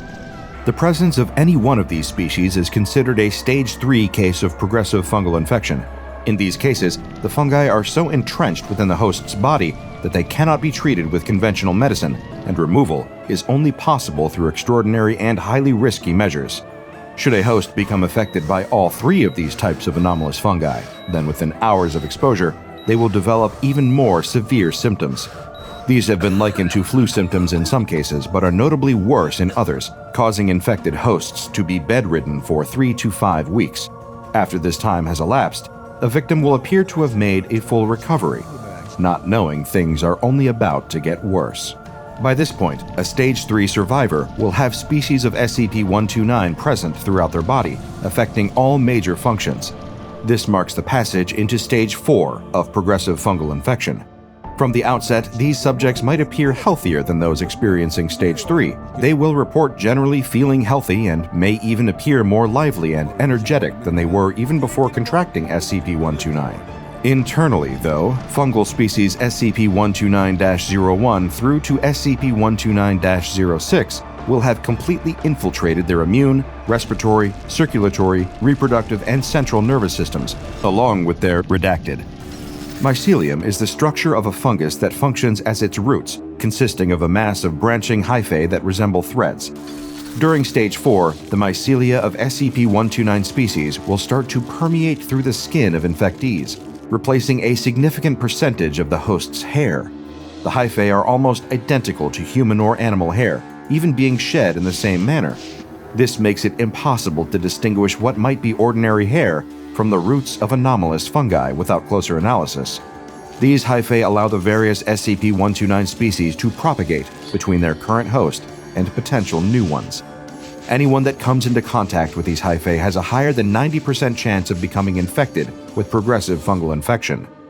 Despite heightened susceptibility to SCP-129 fungi, Stage 4 subjects also exhibit severely diminished resistance to common viral and bacterial pathogens. Non-infected creatures possess a substantially greater chance of surviving disease than those afflicted with Stage 4 infection. It is because of this that other secondary or tertiary infections are also contracted by these hosts, and with their immune systems and other functions compromised by SCP-129, their survival is significantly impacted. All known Stage 4 victims have died within a few weeks. The very few that survive progress to the 5th stage of SCP-129. Stage 5 is particularly unique, even among the preceding stages of progressive fungal infection. This is largely because it isn't characterized by consistent symptoms that present across all cases that reach this level of severity. The symptoms of Stage 5 tend to vary depending on a variety of factors. Potentially, even any number of unknown variables can impact the way that this stage manifests in hosts. It's been assumed by Foundation researchers that Stage 5 of SCP-129 is primarily impacted by the infected host's genetics, as well as their physiological state and their external environment. The only commonality with any of the prior stages is between Stage 5 and 4. Both render the victim's illness as highly contagious, even able to infect new hosts that had previously shown signs of total natural immunity. Much of the SCP Foundation's data on known manifestations of Stage 5 has been expunged from official records. Given how widespread the various species of SCP-129 fungus are, this has been deemed a necessary redaction to avoid sowing undue panic among research personnel. There are, however, at least 3 confirmed instances wherein a human host experiencing a Stage 5 case of progressive fungal infection displayed significant anomalous symptoms. The first recorded incident occurred in February of Redacted. The exact location has been expunged. Eyewitness reports from a commuter train describe a female passenger boarding without any visible symptoms of infection. This woman is believed to have contracted SCP-129, with her condition progressing to Stage 5. At some point during the train's journey between stops, commuters witnessed the woman suddenly and instantaneously expanding. One testimony describes her as briefly resembling a balloon being inflated before exploding. Instead of showering the interior of the train and her fellow passengers with blood and viscera, however, the woman's unexpected bursting released millions of fungal spores and filaments throughout the carriage. The SCP Foundation was able to intercept the commuter train, halting it between stations and ensuring that all exits off the vehicle remained sealed. When an appointed hazmat team arrived to sterilize the train, the interior surfaces were covered in enough spores to resemble a thick coating of dust, clinging to seats, doorways, handrails, the train floor, and the bodies of deceased passengers. Any surviving subjects that had been exposed to the hazardous anomalous fungal material were detained and placed under a mandatory quarantine by Foundation agents. Close analysis showed that the victim, based on what little remained of her body, had been infected with various species of anomalous fungi, including SCP-129-09, SCP-129-14, and Redacted. Anyone else found during the quarantine procedure to have been similarly affected to SCP-129 exposure was then euthanized. Their remains, along with any objects that had been carrying spores, were incinerated as per the Foundation's protocols for curbing anomalous outbreaks.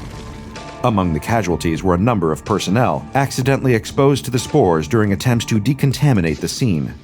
The second known incident of SCP-129 Stage 5 took place in Redacted, a small town surrounded by large forested areas, which are known to also be home to several large, uncharted cave systems.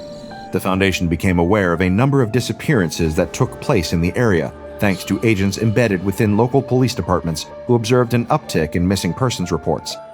There was nothing to suggest that these were anything more than the result of non-anomalous crime until investigators located a cave several miles outside of town.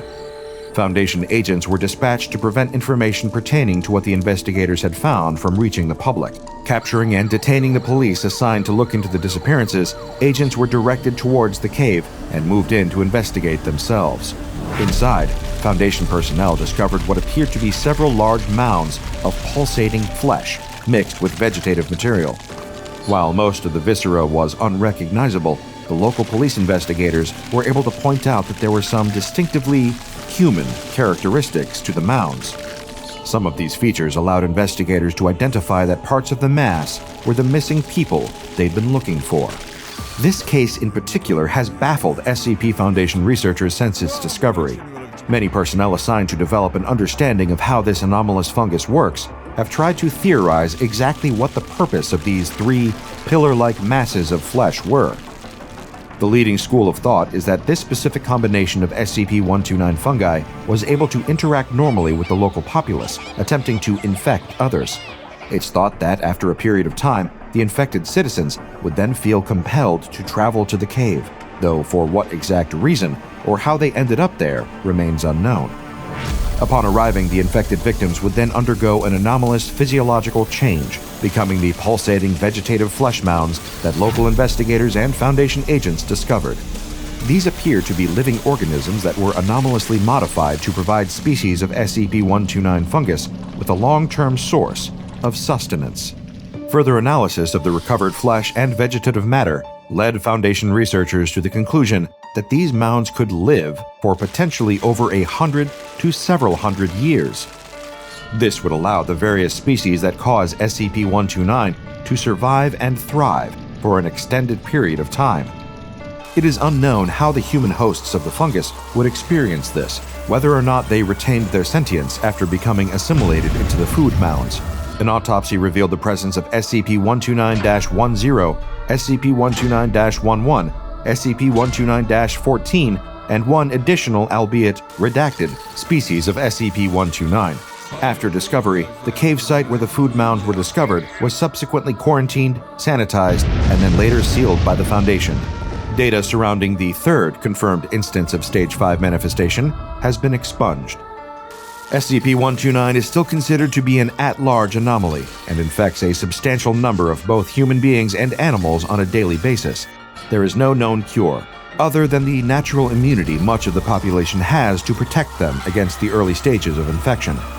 Since simultaneously containing all species known to cause the anomalous disease would dramatically disrupt the global ecosystem, the Foundation's efforts for cases of progressive fungal infection are instead focused on treating infectees. The intention is also to gradually reduce the population of known SCP-129 member species, eradicating them over time to lessen the impact on the ecosystem. Any outbreaks of Stage 3 or higher are to be contained as quickly as possible. Infected individuals are subject to the Foundation's highest risk contagion protocols. Under no circumstances can cases be allowed to progress to Stage 5. After a strange night in the city, many people are dead. A biker bar is stuffed with bullet-riddled corpses of Hell's Angels. In the city aquarium, several workers and a night guard float dead in a huge tank, being picked at by triggerfish and sharks. At a construction site, several men stand frozen, their faces locked in forever grimaces of anguish. Just outside town, the bodies of 2 police officers lay scorched beyond recognition, and even further out, the body of an old farmer hangs from the twisted wire of a fence. What could possibly be behind this town-wide carnage? How could one being be the cause of so much death? To find out, we need only rewind a few hours. 6 p.m. Nobody has any idea of the horrors the night has in store for them.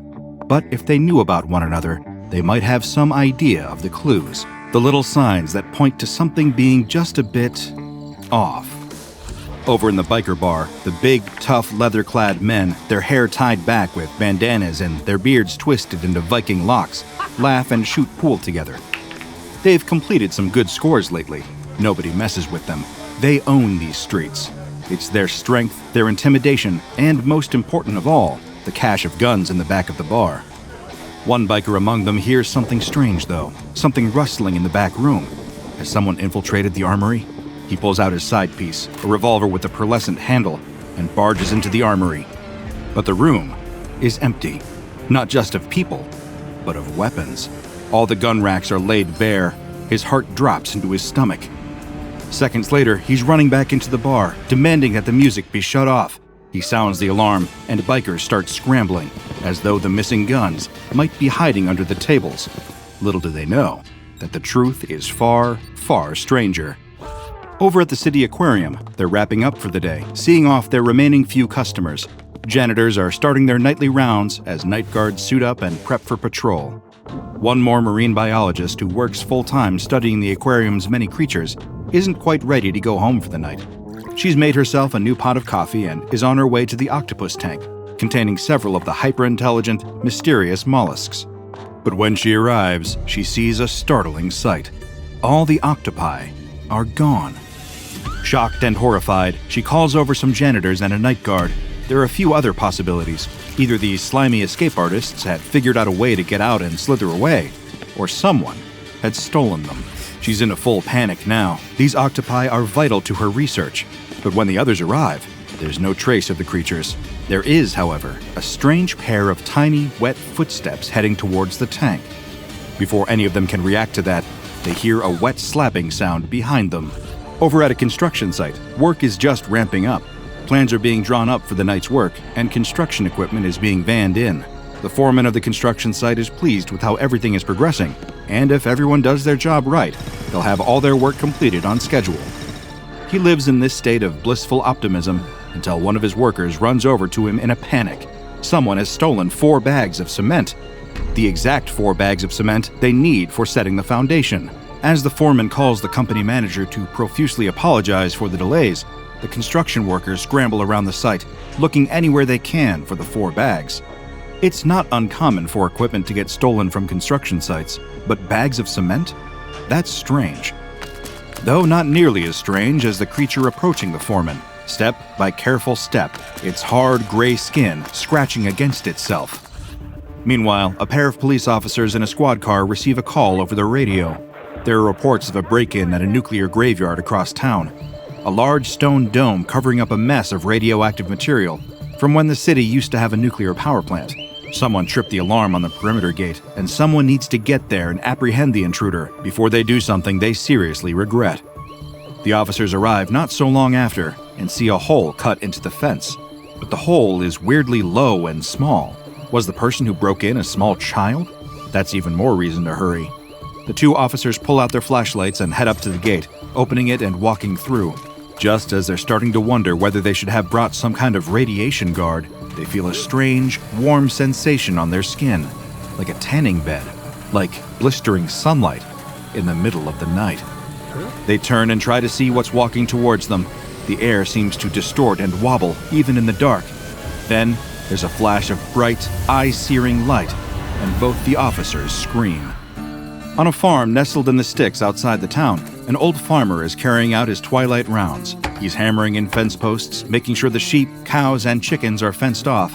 He's about to turn in for the night when he sees a goat, his goat, wandering out in the fields beyond his own. He doesn't know how this thing escaped, but in any case, he needs to get it back. As he walks to the edge of the farm, he finds out why. Someone has ripped away all the barbed wire from a section of the outer fence. The wire is completely gone. It doesn't make sense. His mind fills with questions, and one awful, monstrous answer is standing right behind him. Then, all across town, the chaos begins. Back in the biker bar, there's a quiet tapping amidst the chaos of heavy leather boots tromping back and forth. The tap, tap, tap of metal against wooden floorboards. The bikers turn in unison to the back of the bar, where something small and squat is limping out of the shadows. When it steps into the light, the bikers can hardly believe what they're seeing. It's a teddy bear, a living, walking teddy bear, made out of guns. Its body is an amalgam of stocks and ammo belts. It walks on a pair of spindly rifle barrels for legs. Its eyes are scopes and laser sights, and perhaps most striking are its arms. The left arm is an Uzi submachine gun, and the right is an AA-12 fully automatic drum barrel shotgun. The bikers recognize every gun as their own. But before their many minds can compute another thought, the gun bear raises its shotgun and Uzi arms and begins blasting. Bullet after bullet tears through the bikers, dropping them one by one. Some scramble for the door, but it doesn't save them.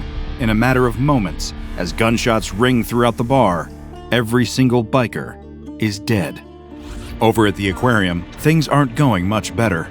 The marine biologist and her coworkers turn to see a strange figure standing atop the tank. It's in the shape of a teddy bear, but the biologist can clearly see that it's about 5 octopi fused together in some nightmarish and unnatural conglomeration. The tentacles stretch out and grab the aquarium staff, lifting them with impossible strength and force them down into the tank. They struggle and thrash against the slimy tentacles holding them in place underwater, but it's no use. The octopi bear is in total control. Bubbles rise as the unfortunate aquarium staff struggle, but those bubbles eventually stop. Everyone in the tank floats, dead. The work of the octopi bear isn't over yet, though.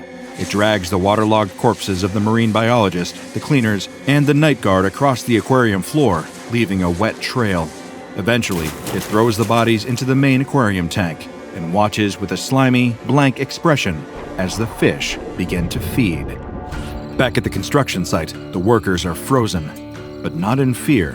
The entity that stepped out of the shadows of the construction site is a teddy bear made of solid cement, constructed out of the 4 stolen bags. The second the foreman saw it, he called in the other workers to see, dooming them to share his fate. As some of them reach into their jackets to grab phones, eager to take photos, just to see if this truly is happening, the cement teddy bear screams. It's an awful sound, the screech of metal on metal, like a broken cement mixer spinning off kilter and threatening to explode. But it doesn't explode, it just keeps screeching. And as it screeches, the workers and the foreman are frozen in place. As much as they try with all their might, it's like their bodies are turning into concrete. No, it isn't like that at all. That's exactly what's happening. Their skin is taking on a slate gray hue, becoming rigid and brittle. Little by little, their bodies freeze and harden. Their eyes go after all the rest, as they watch themselves becoming living statues, trapped forever in the shell of their own bodies. The cement teddy bear walks among them, and it begins to dance. Over at the nuclear graveyard, another 2 corpses are about to be interred. That flash of light is actually a localized blast of radiation that would make Chernobyl look positively quaint, frying the officers on a cellular level in less time than it would take for a camera to take a photograph. They lay on the ground, skin burnt, vomiting profusely. They twitch and squirm, not quite dead, but trapped in a void of unimaginable pain, every thought burned out of their head. Their killer walks towards them on tiny, flat feet. As you may have predicted, it's a teddy bear, a living, walking teddy bear cobbled together out of radioactive material. What it's done to the 2 police officers is horrifying, but if it gets into the city proper, the death toll will quickly climb into the thousands, if not the hundreds of thousands. But the violence and terror of the night is not quite over yet. We return to the farm, where a farmer can only just make out a tiny figure stomping across the grass towards him. He hears it before he sees it and whips around, the strange jangling of metal against metal. He immediately regrets not bringing his gun, but it's too late for regrets now. He can see it now, the freakish little teddy bear made out of twisted barbed wire. Tendrils of the wire strip away from the teddy bear's body and launch towards him like angry vipers. They wrap around his body and limbs, around his neck, and tie him to a fence post. He tries to struggle, but every movement hurts as more barbed wire cocoons him. Out on the field, the goat looks on with complete indifference. What you just witnessed is a series of horrifying impossibilities, unless, of course, you're dealing with SCP-1048, a singularly strange anomaly known as the Builder Bear. But please don't let the apparent whimsy of that name fool you. What we're dealing with here is an extremely dangerous Keter-class anomaly. But before we get there, we need to explore some background information on the entity before it revealed its darker side. SCP-1048 is a relatively small and unassuming teddy bear, standing at only 33 centimeters tall. Researchers have studied the materials and composition behind the Builder Bear and found that nothing about it is inherently anomalous. But despite this, the bear appears to be fully sapient and capable of moving of its own accord. While it is incapable of speech, it can communicate through some small gestures, all of which are extremely sweet and affectionate. Yes, you heard that correctly. One of the most surprising things about SCP-1048, if you're only familiar with it by reputation, is the fact that most people who directly encounter it find it endearing and even adorable. It shows affection to human subjects by hugging their lower leg, dancing, jumping in place, and even drawing childlike crayon pictures for Foundation janitorial staff. Before the darker incidents began, almost everyone reported positive feelings towards SCP-1048, even D-Class personnel who had tested positive for sociopathic tendencies. Despite its seemingly charming exterior, the inner workings of the Builder-Bear's mind still remain a mystery. Attempts to communicate with the anomaly directly have failed, because although it is capable of making simple gestures indicating yes and no answers, it will often simply ignore certain questions.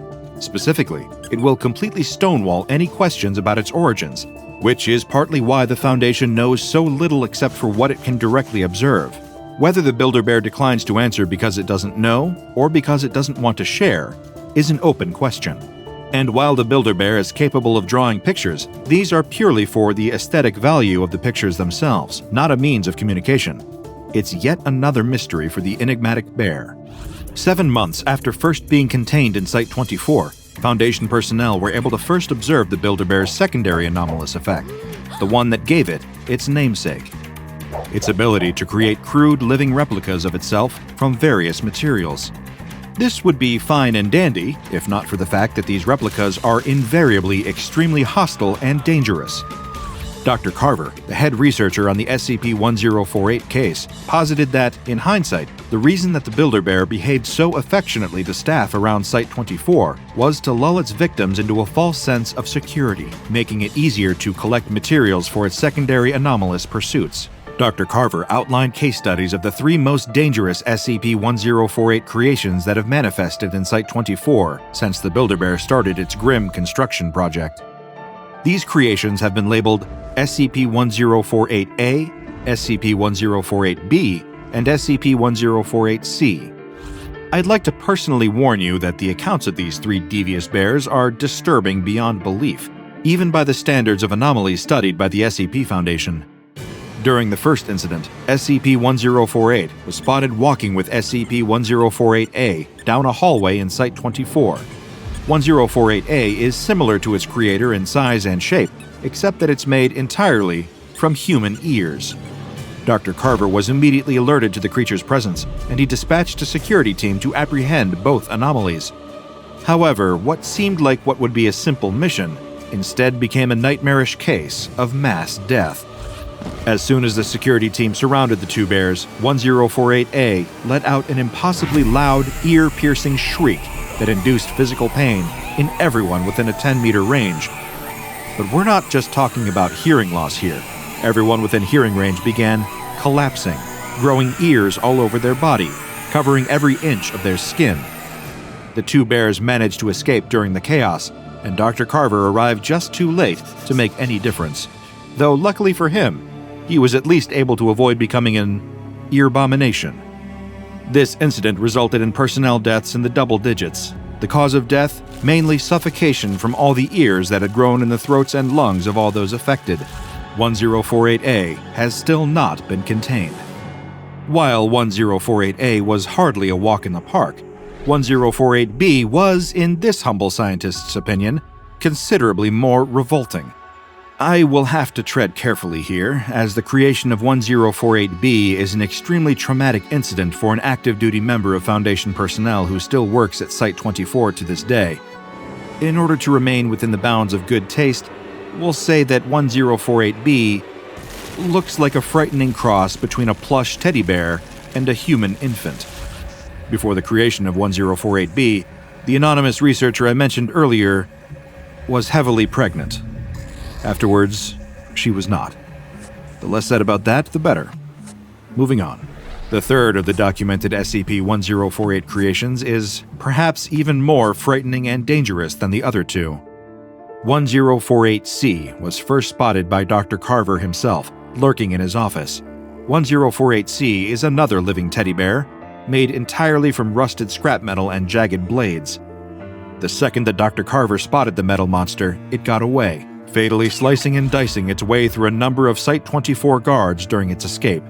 Like the other two, it has not been sighted since the incident and is presumed to be still active somewhere in Site-24, potentially ready to pop out at any moment.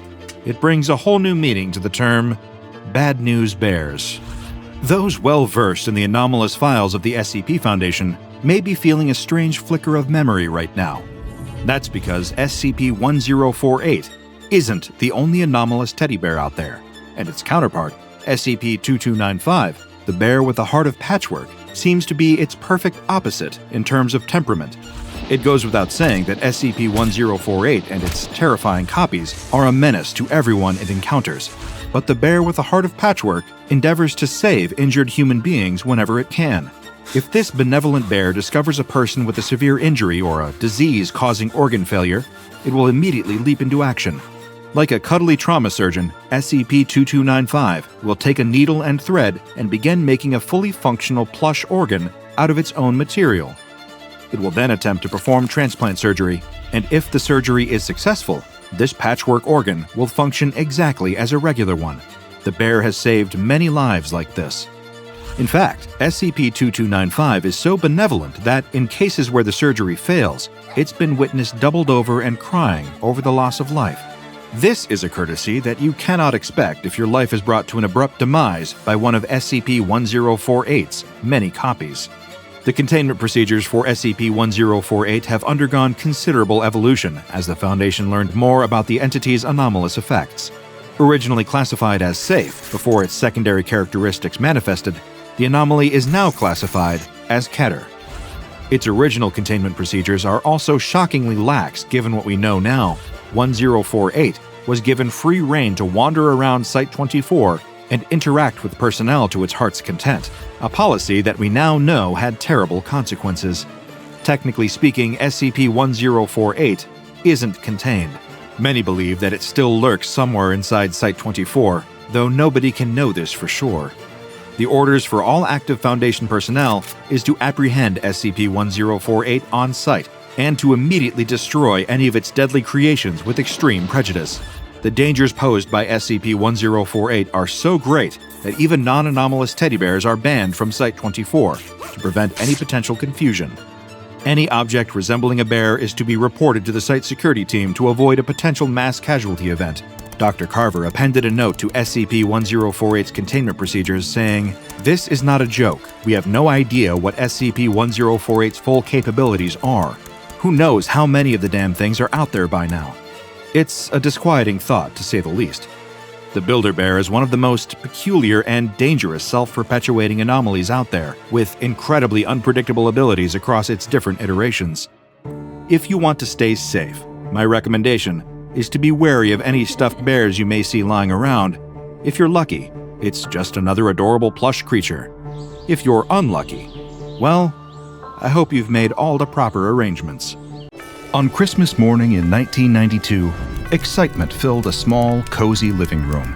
Modest decorations hung from the walls, and the scent of pine mixed with the warm smell of gingerbread cookies from the kitchen.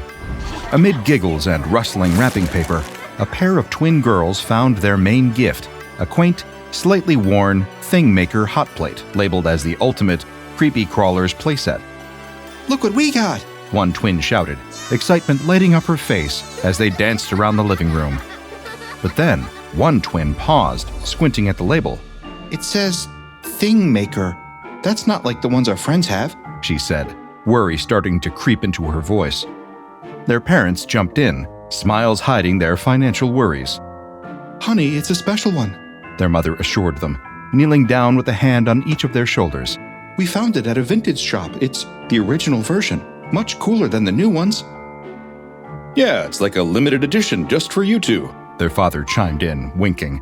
Trust me, it's even better because it's classic. All your friends will think so too. The twins looked at each other, nodding slowly. "Okay, if it's special," the girls agreed, their doubts turning back into smiles. "Can we make some creepy crawlies now?" they asked in unison, their worries forgotten as they hugged the box close. Their parents laughed, filling the room with warmth that chased away any doubts. Go ahead, set it up. Their father encouraged. Let's see what amazing things you can create. Their mother smiled, watching them play. "Just what we needed to make this Christmas special," she whispered to her husband, who nodded. For a moment, their worries faded as they watched the joy on their daughters' faces. After the holidays, the hallways of the elementary school buzzed with stories of Christmas gifts and winter adventures. The twins, brimming with pride, couldn't wait to share their unique treasure with their classmates. We got the original Creepy Crawlers playset, They boasted during recess, their voices filled with excitement. It's even better than the new ones everyone else has because it's the classic version. Their claims caught the attention of a curious classmate, a little boy with wide eyes and a keen interest in bugs and critters. Can I see it? He asked eagerly, tugging at the sleeve of one of the twins.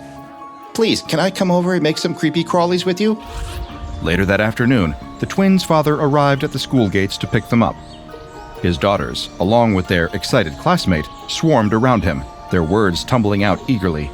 Daddy, can he come over for a play date? Please, can he come over today? Just then, the little boy's mother, slightly out of breath from trying to keep up with her son's enthusiastic pace, joined the group. The boy pulled her closer, his voice joining the twins in a chorus of pleas. Mom, can I go? They have the best toy. Caught in a moment of parental solidarity and seeing the harmless excitement in the children's eyes, both parents exchanged a quick, understanding glance. Despite it being a school night, they nodded in agreement. All right, just for a little while, The boy's mother conceded, smiling at the infectious joy of the group. Okay, but just for today. The twins' father added, his tone light, amused by the fervor over a toy. Let's make it a special Monday then. With cheers of victory, the children chattered animatedly as they made their way to the twins' house, dreams of creating the perfect creepy crawlers filling their thoughts. The parents followed, amused and content to indulge their children's whims, just this once. The little boy arrived, his eyes lighting up as the twins ushered him to their new toy. Together they filled the molds with colorful goop and slid them into the oven of the creepy crawler's playset.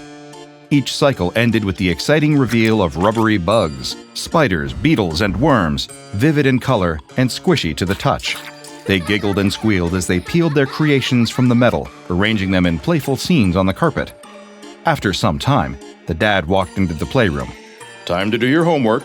He announced, his gaze sweeping over the children surrounded by a menagerie of insects. But Dad, just 5 more minutes, please. One of the twins pleaded, holding up a particularly twisty centipede. No, homework first. The father insisted firmly. He reached over and unplugged the toy. The sooner you start, the sooner you can play again. Reluctantly, the children nodded, their excitement fading into mild disappointment. They set the colorful bugs aside and gathered their school bags, leaving the playroom quieter as they prepared to tackle their schoolwork. The father's footsteps faded down the hall. Remember, no plugging it back in. He called out one last time before disappearing. The little boy, always a bit snarky, whispered to the twins. He said not to plug it in, but he didn't say we couldn't still play with it. Exchanging sly grins, the twins agreed. The three of them quietly gathered around the toy, curiosity rekindled. The little boy, with a glint of mischief in his eyes, pushed his half-eaten chocolate bar into the oven compartment. To their complete surprise, the toy's power switch flicked to on all by itself, and the door snapped shut, locking the chocolate bar inside. The oven began to warm, its internal light dimly glowing, even though it wasn't plugged in. The children pressed their faces close, eyes wide with a mix of excitement and confusion. Is it supposed to do that? One twin asked, her voice a mix of worry and wonder. I don't know, but it's cool. The boy replied, his voice hushed as he watched the oven heat up mysteriously. They tugged at the oven door, trying to peek inside, but it wouldn't budge.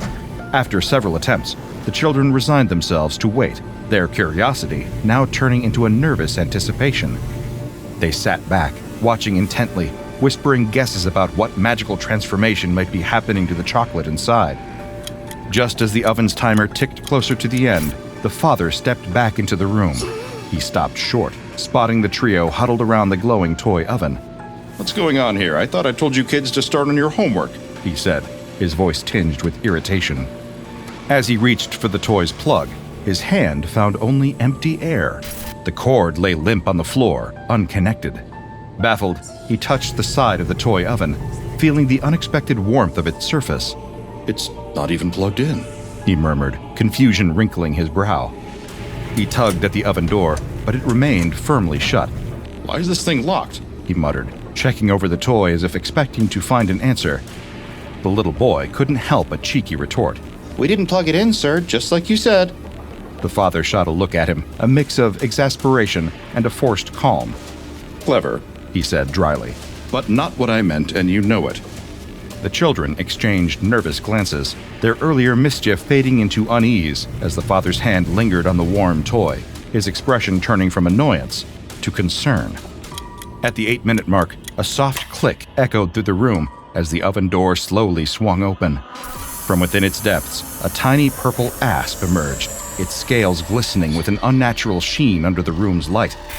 The toy snake moved with eerie grace, slithering across the floor towards the father. The father leaned closer, his curiosity piqued by the creature's intricate details.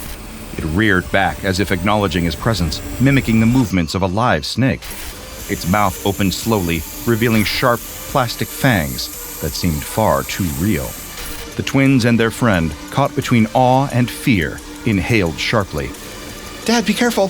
One of the twins shouted, just as the snake struck. With a swift movement, the asp darted forward and sank its fangs into the father's ankle.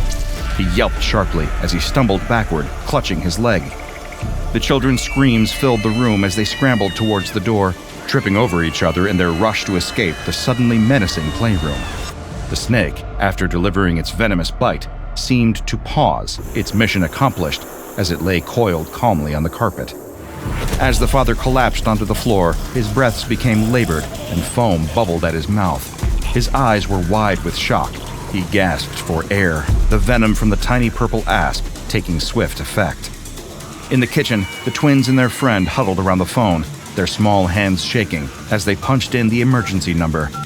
Please, you have to help us. One of the twins stammered into the receiver, her voice a mix of fear and urgency. It bit my dad. There's a snake. The other added, struggling to keep her voice steady. But it came from the oven, and the oven wasn't even plugged in, and it wasn't real until... The dispatcher, perplexed, tried to calm the children and make sense of the situation. The little boy chimed in. It turned on by itself, and then it just came out, and it... The twins interjected, their words tumbling out in unison. It was like a toy, but then it moved and... The Foundation agents, listening in, exchanged quick glances, already piecing together the clues of an anomalous occurrence. Notes were rapidly taken, and within moments, a response team was dispatched, their mission clear from the children's disjointed but telling account. Within minutes, Foundation agents arrived at the house, disguised as emergency medical technicians. They administered a fast-acting antivenom to the father, stabilizing his condition just enough to prevent further deterioration. As he lay semi-conscious, struggling for breath but out of immediate danger, the agents turned their attention to the children. With practiced calm, the agents administered amnestics to the father, the twin girls, and the little boy, ensuring their memories of the incident would fade into a confused blur. The children, too shocked to protest, slowly succumbed to the fog of forgetfulness that enveloped their minds. Meanwhile, other agents secured the toy oven. The tiny purple asp, now motionless but still menacing in appearance, was also secured. The toy, which would soon be designated as SCP-495 and its dangerous byproduct, were carefully placed into secure containment boxes, ready for transport to a Foundation facility. As the agents worked, the eerie quiet of the playroom stood in stark contrast to the chaos that had unfolded just moments before. With SCP-495 and the ASP in custody, the Foundation agents jumped in their van, their mission to contain and control the anomaly achieved, leaving behind a family safe but unaware of the true nature of their Christmas gift. The van rolled into the Foundation's secure facility under the cover of night. Agents unloaded the containment boxes with precision, their movements swift and silent. Inside the research wing, a team of curious scientists awaited the new arrival, their lab coats pristine against the sterile environment. The lead researcher greeted the agents with a mixture of anticipation and caution. What do we have here? He inquired as the containment boxes were set down on the examination table. The agents briefed him on the incident, mentioning the toy's unusual activation and the venomous creature it produced. The researchers approached SCP-495 with a mix of scientific fervor and meticulous care. They donned protective gear and initiated a series of controlled tests. The first experiment involved placing a standard wax mold inside the oven, curious to see if the toy would animate other, less threatening forms.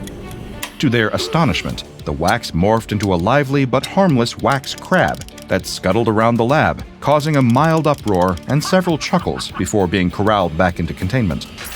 Emboldened by the initial success, the team decided to escalate their experiments. A researcher, known for his humorous disregard for caution, suggested using a rubber mold of a dinosaur. Let's see if we can bring Jurassic Park to the lab, He joked. The result, however, was far from comical. A rubber velociraptor that, while comically inaccurate, managed to nip at the researchers with surprisingly sharp teeth. It darted around the lab, knocking over equipment and evading capture with slapstick agility until it eventually deflated after bumping into a sharp corner. The mood in the lab grew more serious as the implications of SCP-495's powers became evident. The lead researcher chose a final, grimmer test. They inserted a detailed silicone mold of a human hand into SCP-495. The oven hummed quietly as they waited, anticipation filling the air. When the door clicked open, the silicone hand emerged, flexing its fingers with uncanny lifelikeness. It moved smoothly, almost curiously, flexing and reaching for nearby tools. Look at that, it's like it's alive. One researcher joked, watching the hand mimic human gestures. But laughter died when the hand's movements shifted. It reached out, fastening around a researcher's throat with unsettling accuracy. The grip tightened, the fingers constricting in a chilling imitation of a chokehold. Panic erupted. The researcher clawed at the silicone grip, his face reddening, gasps escaping his lips. Help him! Someone shouted. The lab dissolved into frantic activity. Researchers pulled and tugged, but the hand clung on. Finally, a quick slash of a scalpel through the silicone fingers broke the hold. The researcher stumbled back, coughing and rubbing his neck, surrounded by his wide-eyed colleagues. The room fell silent, save for heavy breaths and the soft whir of equipment as the reality of what had happened settled in. After the close call, the lead called a meeting. We've had our fun, and nearly a funeral. He remarked dryly. It's clear SCP-495 possesses capabilities beyond our initial amusement. It's time to end these experiments before we truly overstep our bounds. The decision was unanimous. SCP-495 was moved to a high-security containment unit where it would no longer be used for experimental purposes. SCP-495 masquerades as a 1992 creepy crawler's oven, but don't let its nostalgic exterior fool you. It's kept locked up for a reason. It needs to stay plugged into a standard 120-volt power outlet when not in use, and a life-sized bivalve mold, containing no more than a strict 100 grams of wax, must be stored inside it. Should the power go out, a Level 1 security guard gets the thrilling job of babysitting it until the lights come back on. Anyone itching to conduct experiments must first charm a Level 3 personnel with a written proposal. And don't forget the venom expert on standby, because who doesn't love a surprise bite from a plastic critter? Off the grid, SCP-495 really shines, literally. Unplugged, it springs to life on its own, heating up to a toasty 257.2 degrees Celsius, even without its bulb glowing. After its quick bake, out pops a fully animated critter from whatever you filled the mold with. Chocolate, wax, you name it. These aren't your grandma's craft projects. They come out looking and moving like real animals, down to unnaturally accurate internal anatomy. Just remember, while SCP-495 can turn a dull afternoon into a wild zoo, the next venomous bite could be yours. So you might want to keep it simple with some friendly papier-mâché instead, unless you're into close encounters of the creepy kind. The Caribbean sun beat down on the water. The honeymooning couple floated side by side, their masks fogging as they scanned the coral below. She pointed at a school of bright yellow fish as they swam by. He nodded, giving her a thumbs up before motioning for her to follow him. The water seemed brighter as he gestured toward a cluster of coral ahead.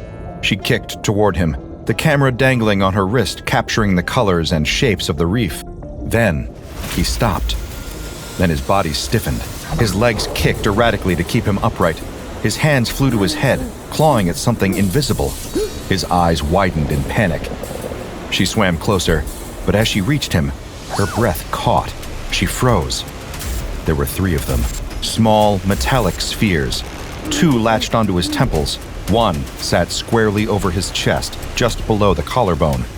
They pulsed faintly, reflecting sunlight in a way that didn't feel natural. He thrashed harder, bubbles erupting from his snorkel as his breathing turned ragged. The spheres pulsed faster, their glow brightening with each spasm. His movement slowed, jerking unnaturally, his body convulsing in sharp, erratic motions. "Come on, kick!"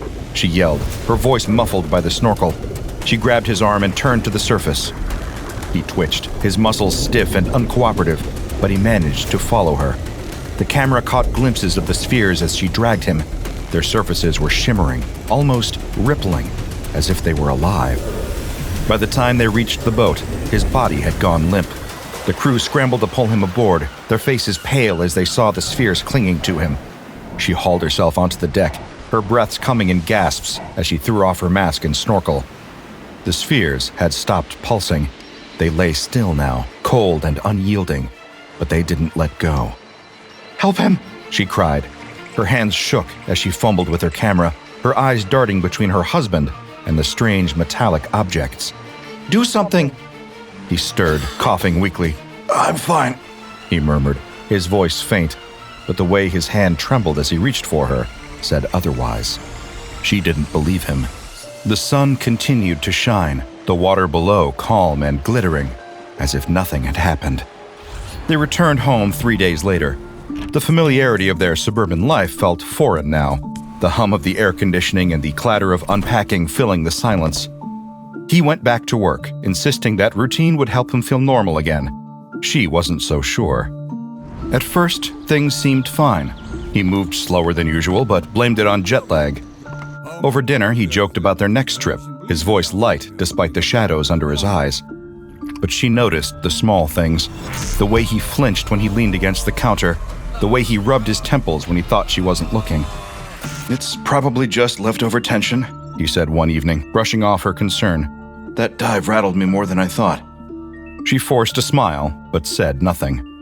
The spheres hadn't budged, their presence a constant, silent reminder that something wasn't right. Days turned into weeks. He complained of headaches that came and went, a dull throb behind his eyes. He started skipping meals, his appetite waning. One morning, she found him standing in the bathroom, staring at his reflection. What's wrong? She asked, her voice tight with worry. Nothing, he said, quickly turning away. But she caught a glimpse of his chest in the mirror, where the sphere's edges seemed to have sunk deeper into his skin. The flesh around it was swollen, tinged with a faint, unhealthy gray. Please, she whispered. Let's get this checked. He shook his head, his jaw tight. I'm fine, he snapped. Just drop it. The sharpness in his tone silenced her. He had never spoken to her like that before. That night, she woke to the sound of him groaning in his sleep. His body twitched under the covers, his face slick with sweat. She reached out to shake him awake, her hand brushing against his chest. The sphere was warm. Too warm. He bolted upright, gasping for air, his eyes wild. I'm fine, he panted, pushing her hand away. Just a bad dream. But his voice wavered, and she could see the fear he tried to hide. In the kitchen, she poured herself a glass of water, her hands trembling. The camera still sat on the counter, untouched since their return. She picked it up, scrolling through the footage once more. The spheres seemed to pulse in the video, their rhythmic glow hypnotic and unnerving.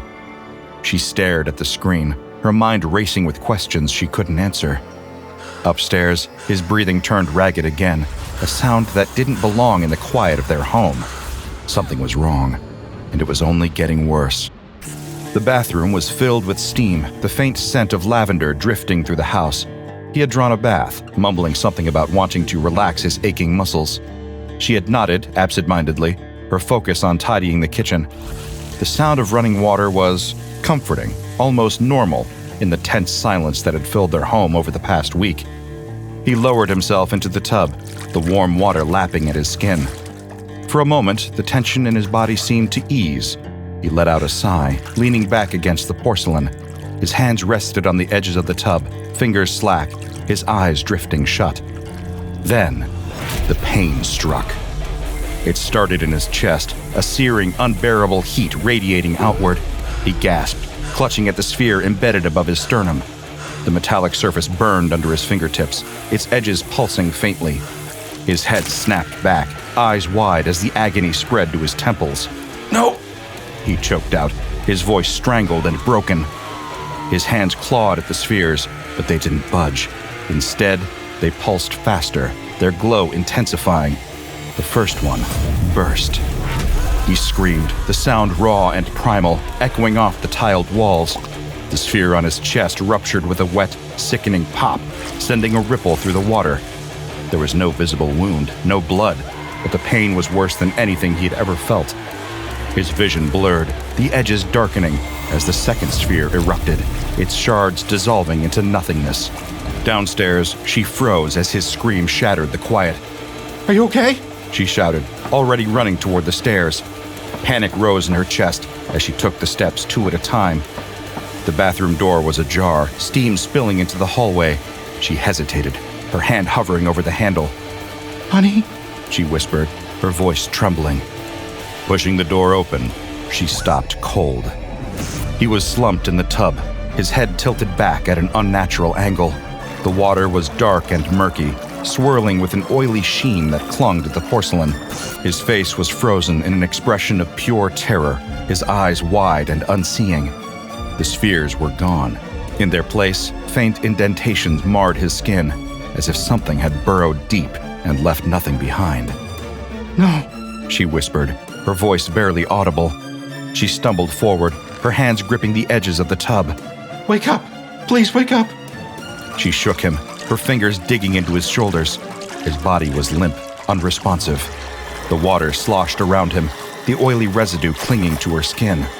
A low, faint ripple spread across the surface, moving with a purpose she couldn't comprehend.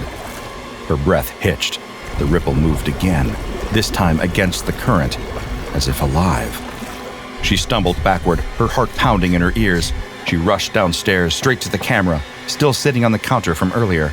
She grabbed it, fumbling with the lens, desperate to document what she knew no one would believe. But when she got to the bathroom, the water was still. The ripple was gone, leaving only the faint hum of the house and the weight of silence pressing down on her. She dropped the camera, her legs buckling beneath her as the reality sank in. He was gone. The water in the tub shimmered faintly, the oily residue swirling one last time before settling. The fluorescent lights in the morgue buzzed faintly, casting a sterile glow over the cold steel table where his body lay. A sheet covered him, hiding the look of terror that had been frozen on his face since she had found him. The medical examiner stood over him, their gloved hands hovering, hesitant. They had seen all kinds of death, gruesome, tragic, inexplicable, but this one was different. There were no visible injuries, no marks, no explanation. Just the eerie stillness of a body that looked untouched by violence, but felt undeniably wrong. A second examiner joined them, clipboard in hand. "What are we calling it?" they asked, their tone uneasy. The first shook their head. "I don't know. There's nothing. No trauma, no internal bleeding. It's like he just..." They stopped, searching for the right words. Stopped. She sat in the waiting area, her fingers gripping the strap of her bag so tightly that her knuckles turned white. Her eyes were hollow, red-rimmed from days of crying. The camera rested in her lap, its memory card holding the footage she had replayed too many times to count. Each viewing burned the same questions into her mind. What were those spheres? Why had they chosen him? And what had they done to him? When the medical examiner emerged, she stood quickly, hope and dread warring in her expression. "Did you find anything?" she asked, her voice cracking. The examiner hesitated, then solemnly shook their head. "You have to keep looking. It was those things," she said, her voice rising. She lifted the camera, clutching it as if it were a lifeline. "The spheres! I have them on video. You have to see it." In a small, dimly lit office, the footage played on a monitor.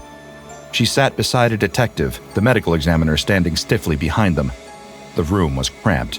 The only sounds were from the faint hum of the computer and the clicks of the mouse as the video rewound. On the screen, the underwater world flickered to life. Coral reefs glowed, fish darted, and then there he was, thrashing in the water.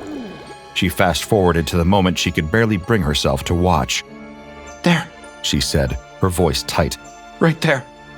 The screen froze on his contorted body. The metallic spheres clung to him, pulsing faintly in the filtered sunlight. The detective leaned closer, squinting. The medical examiner's eyes widened. What the hell are those? The detective muttered, his tone shifting from skeptical to alarmed. She hit play, and the spheres moved, subtle ripples across their surfaces as if they were alive. When the video ended, no one spoke. They were on him when we got back to the boat, she said finally, her voice trembling. They never came off, and then they just disappeared. The detective leaned back, his expression unreadable. More silence filled the room. Days passed. The footage was analyzed, questioned, and ultimately dismissed by authorities. They called it a freak accident, some kind of undetected marine toxin. The spheres, they said, were likely an optical illusion caused by light refracting underwater.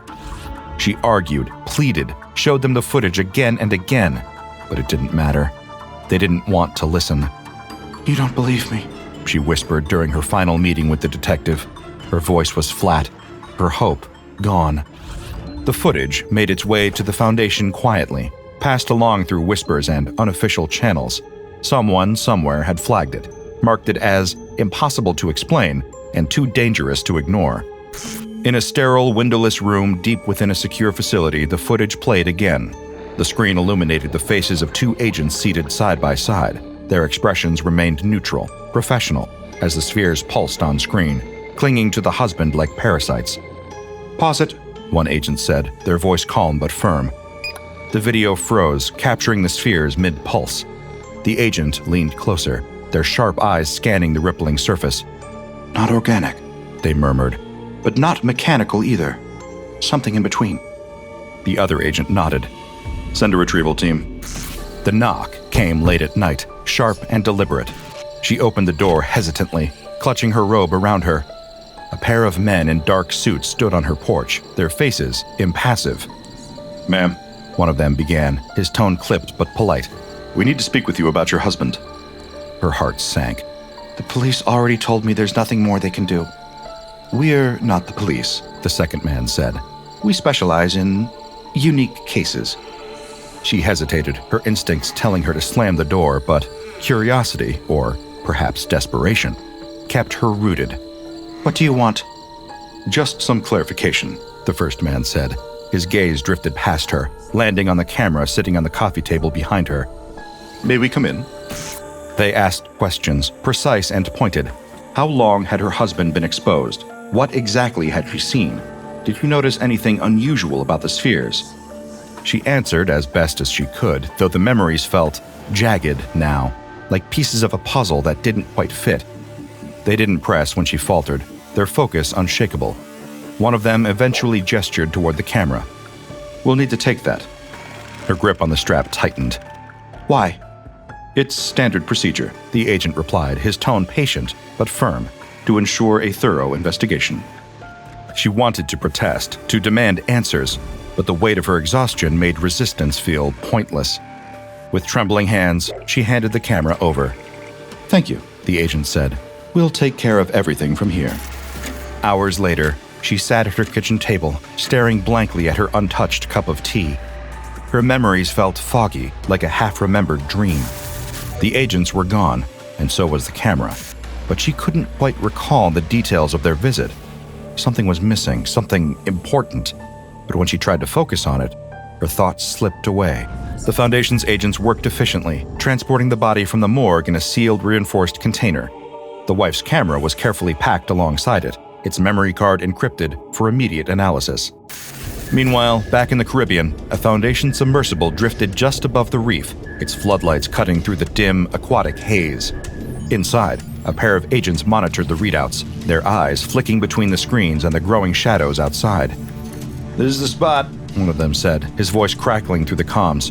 Confirmed, came the reply from the second submersible stationed a few hundred meters away. Dive team, proceed. Two divers exited the craft, their suits reinforced with layers of anomalous-resistant materials. They moved cautiously, their movements slow and deliberate as they descended toward the reef. Coral of every color stretched out before them, but the divers weren't here for the scenery. Their focus was on the metallic glints nestled between the coral branches. There, one of them whispered, as though afraid to disturb the water around him.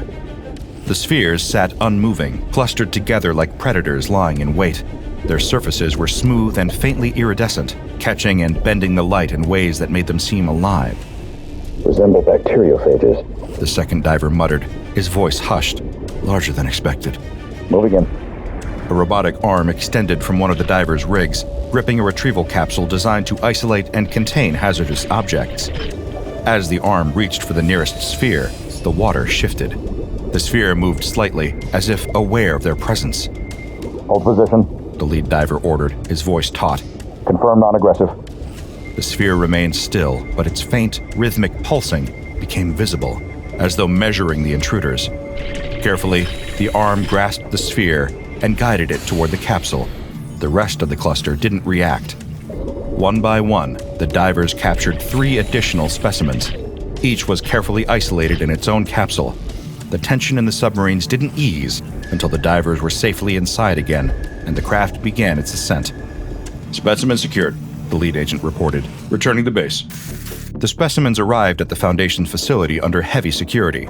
The research team assembled in the containment lab, their tools laid out on stainless steel trays. Cameras mounted on robotic arms hovered over the specimen, broadcasting a live feed to the observation room. We'll start with a physical sample, the lead researcher said, donning a pair of reinforced gloves. Proceed with caution.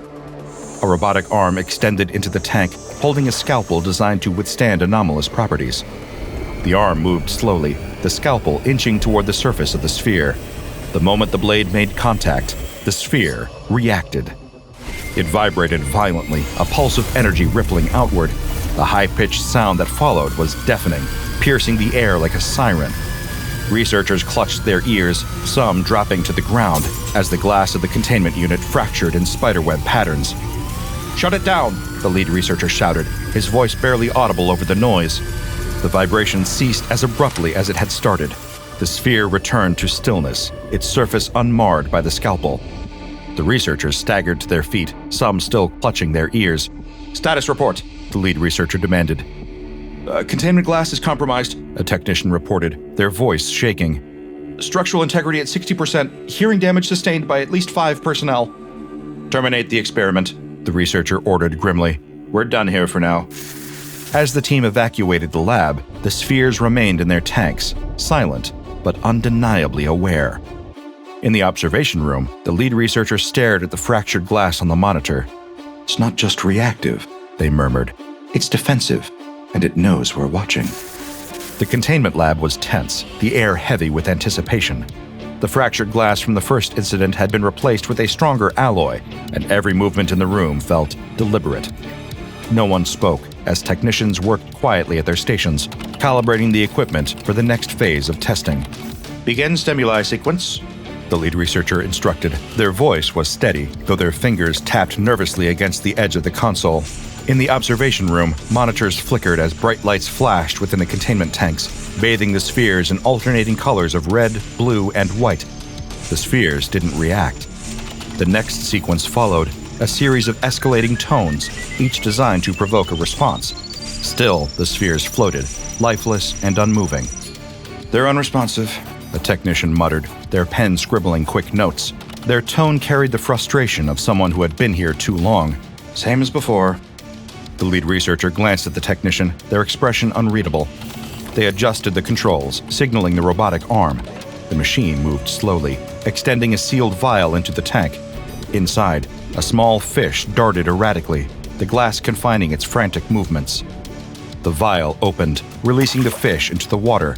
It swam a few uncertain laps, the bright light of the tank glinting off its scales.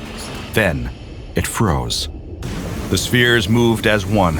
Filaments shot out from the nearest, impossibly fast and delicate. They coiled around the fish, binding it in place. The fish convulsed violently, its body jerking in ways that defied natural motion. Within seconds, it was still. Its once vivid colors dulled to lifeless gray. The technicians stared at the monitor, their notes forgotten. It trained it, they said finally, the words quiet, almost reverent. The lead researcher straightened, their shoulders stiff.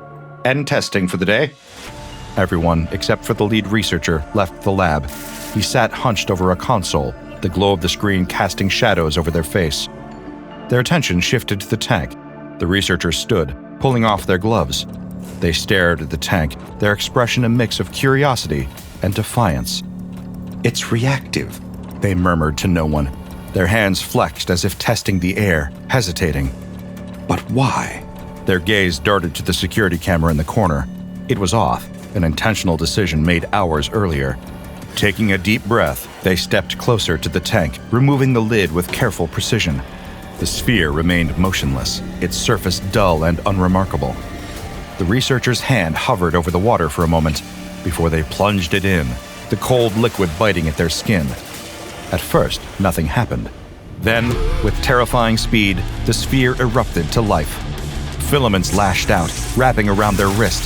They cried out, their body jerking as if struck by an electric current. The alarms blared to life, bathing the room in pulsing red light. Security personnel burst in moments later, weapons drawn. They hesitated at the sight before them, the researcher convulsing, their body twisted in unnatural angles, the sphere pulsing rhythmically, as though it had a heartbeat. "Do something!" one guard barked, but their colleagues stood frozen, their eyes fixed on the scene. The researcher collapsed abruptly. The filaments retracted, leaving the sphere still and silent once more. A medic rushed to the fallen figure, their movements quick and efficient. They knelt beside the body, searching for a pulse. The aftermath was swift and decisive. Reports flooded in, protocols rewritten overnight. The tanks were upgraded again, reinforced with experimental materials that could withstand its sudden bursts of energy. No personnel were allowed near the containment units without express clearance. This precarious anomaly, now known as SCP-371, is classified as Euclid. Resembling oversized bacteriophages with metallic iridescent surfaces, SCP-371 displays a blend of biological and anomalous characteristics that make it both enigmatic and deadly. Discovered in the Caribbean, SCP-371 demonstrates predatory behavior, attaching itself to host organisms, including humans. Once latched, it causes systemic failures without visible injuries, leaving victims drained and lifeless. The mechanism by which SCP-371 achieves this remains unclear, but appears to involve molecular-level integration with the host. Captured specimens are contained in reinforced aquatic units designed to mimic their natural saltwater environment. Testing revealed SCP-371's heightened responsiveness to live prey. It reacts instantly to the introduction of a live fish, draining it completely within seconds and leaving the remains desiccated.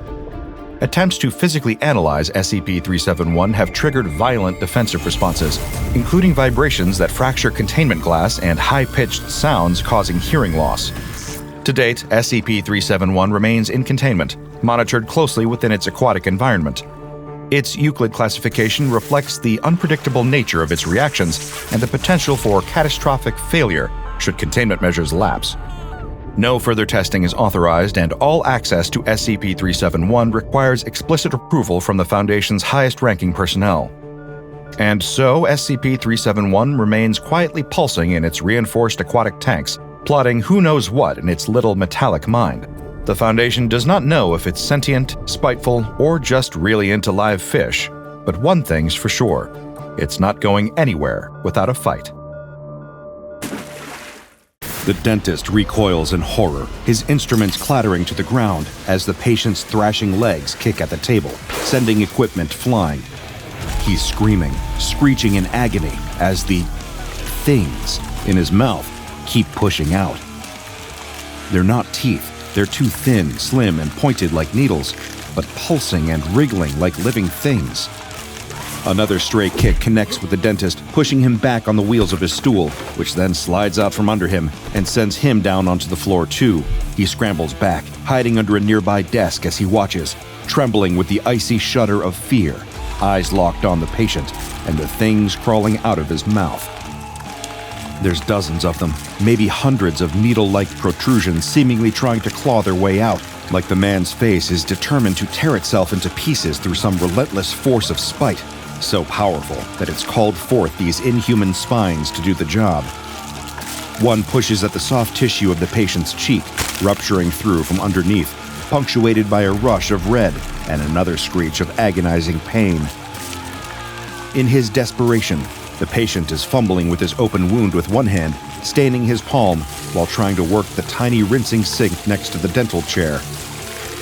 The tiny jet of water does little to soothe the injury, only washes away the copper taste for a second before yet another spike splits open the man's lip. On the floor, hunched under the desk, the dentist can't move, can't do anything, save for keeping his surgical mask firmly against his face with trembling fingers. The patient lurches over, screaming louder, tears streaming down his face that's quickly becoming less and less recognizable as human below the nose. For the first time in his entire career, the dentist is scared for his life. A routine procedure, that was all it was meant to be. Some nasty pain in his jaw, the patient had said. Now, that same man looks more like a monster as the living spikes continue to poke their way out from his gums, hooking through his cheeks and lips as if trying to climb out of his face like the legs of an angry spider. Then comes the sound of bone cracking, splitting in two, followed by a hollow sob of pain from the patient. The noise makes the dentist's stomach lurch, as if he's going to be sick any second. And as the patient crawls towards him, it only gets worse. The man's face is covered in tears and sweat. Blood and drool pour from his mouth. The sounds of his jaw cracking and breaking get louder, each time making him writhe and cry at the agony. The patient crawls to the cowering dentist, the lower half of his face a mess of broken bone and spine stabbing through his skin. He makes a sound, a garbled, half-wailed noise distorted by the pain and his breaking jaw. It almost sounds like help. Then the next crunch happens, forcing the jaw open. The patient's cheeks split like wet paper, torn apart by the pointed ends of the growing spikes. He drops lifelessly to the floor, all of a sudden still and silent, where only seconds ago he was screaming in pain and fear. The dentist crawls apprehensively out from under the desk and stares in disbelief at the sickening sight of the man's body before him. They're still moving. They're still wriggling out of the bloodied, broken half of the face that the patient has left. Whatever these growths were, these spines, they're alive. A few are literally climbing out of the dead man's cheeks like insects, crawling erratically over his glassy, open but empty eyes. The dentist hears the muffled noise of commotion from outside his office door, of police arriving at the scene, no doubt after his assistant overheard the agonized screams and called the emergency services. But part of the dentist doesn't register the sounds as real. He ignores it, too fixated on the things now climbing their way out of the dead patient on the floor. They look like toothpicks, slender and pointed at each side, but their movement is quick, definitely insect-like, but also familiar. Then one lifts off the patient's lifeless face into the air, hovering around the office, tapping against the window. Flies. They're like flies. A sudden, piercing cold shard of fear strikes the dentist. The door. He can't let anyone in because the flies might get out. Then his mind wanders to the others in the waiting room, the patient's friends, the other tourists all complaining of pain in their jaws. They were carrying more of these things. They'd contracted parasites. In the blur that follows, the dentist remembers his first port of call had been to contact the CDC, warn them there was a potentially dangerous parasitic infestation in the area. Then, the other group shows up not long after, some secretive specialized division. They never give names, never flash badges, or even say who they represent, but they talk like experts. And within hours, not even days, they've made it all disappear. None of the tourists meet the same fate as the patient who died. Nobody from the area comes into the dentist's practice with the same symptoms, or living spines protruding from their gums. But he still can't sleep. The dentist still can't get the image of the patient's face out of his head, especially in his nightmares. Weeks pass, turn into months that snowball into years. Early retirement and closing down the practice do little to make the bad dreams stop, and nothing provides answers to the lingering questions. What were those spiny parasites? Where had they come from? And who were those shady types who'd made it all go away? The dentist sits at a table alone, eating freshly cooked fish in the corner of an old restaurant he started coming to as a way to try and forget. Enjoy a new lease on life. That's what everyone told him he should do now that he didn't have to stare down plaque-riddled mouths and pull rotting cavities anymore. Then, something pokes at his inner lip. The dentist freezes, heart twinging in his chest. The feeling instantly conjures up the familiar, frightening face of the patient. Is this how it starts? His tongue probes at the small, sharp object in his mouth. It's a tiny fishbone lodged between his bottom teeth. The dentist breathes a sigh of relief, chuckling softly to himself, feeling his quickened pulse calming back down. He wiggles the fishbone, trying to dislodge it, but it's wedged in tight. So he reaches a hand out to a small pot on the table and picks up a toothpick. Of all the anomalies kept securely contained by the SCP Foundation, few are as vile and unpleasant as SCP-611. For reasons that will quickly become apparent, the personnel at the Foundation have taken to referring to the creatures designated under SCP-611 as the Parasitic Toothpicks. This is a subspecies of Dermatobia hominis, otherwise known as the human botfly. Normal, non-anomalous botflies belong to a family of insects called Ostridae that tend to lay eggs internally within mammals. Some Ostridae larvae will grow within the flesh of their host, others will develop within their gut. Dermatobia hominis is the only species within this family known to routinely parasitize human beings, or rather, that was until the discovery of SCP-611. While other botflies are very recognizably insects, where SCP-611 differs is primarily in its use of a unique, highly specific form of camouflage to implant its eggs into human hosts. As their colloquial moniker implies, instances of SCP-611 will appear to the untrained eye to be ordinary wooden toothpicks. It is unclear at what point in their life cycle SCP-611 takes on this appearance. However, once it does, it will fly around in search of a supply of toothpicks. Upon finding some, it will land near or actually in amongst other toothpicks, at which point the SCP-611 instance will shed its wings, allowing its camouflaged appearance to become even more effective.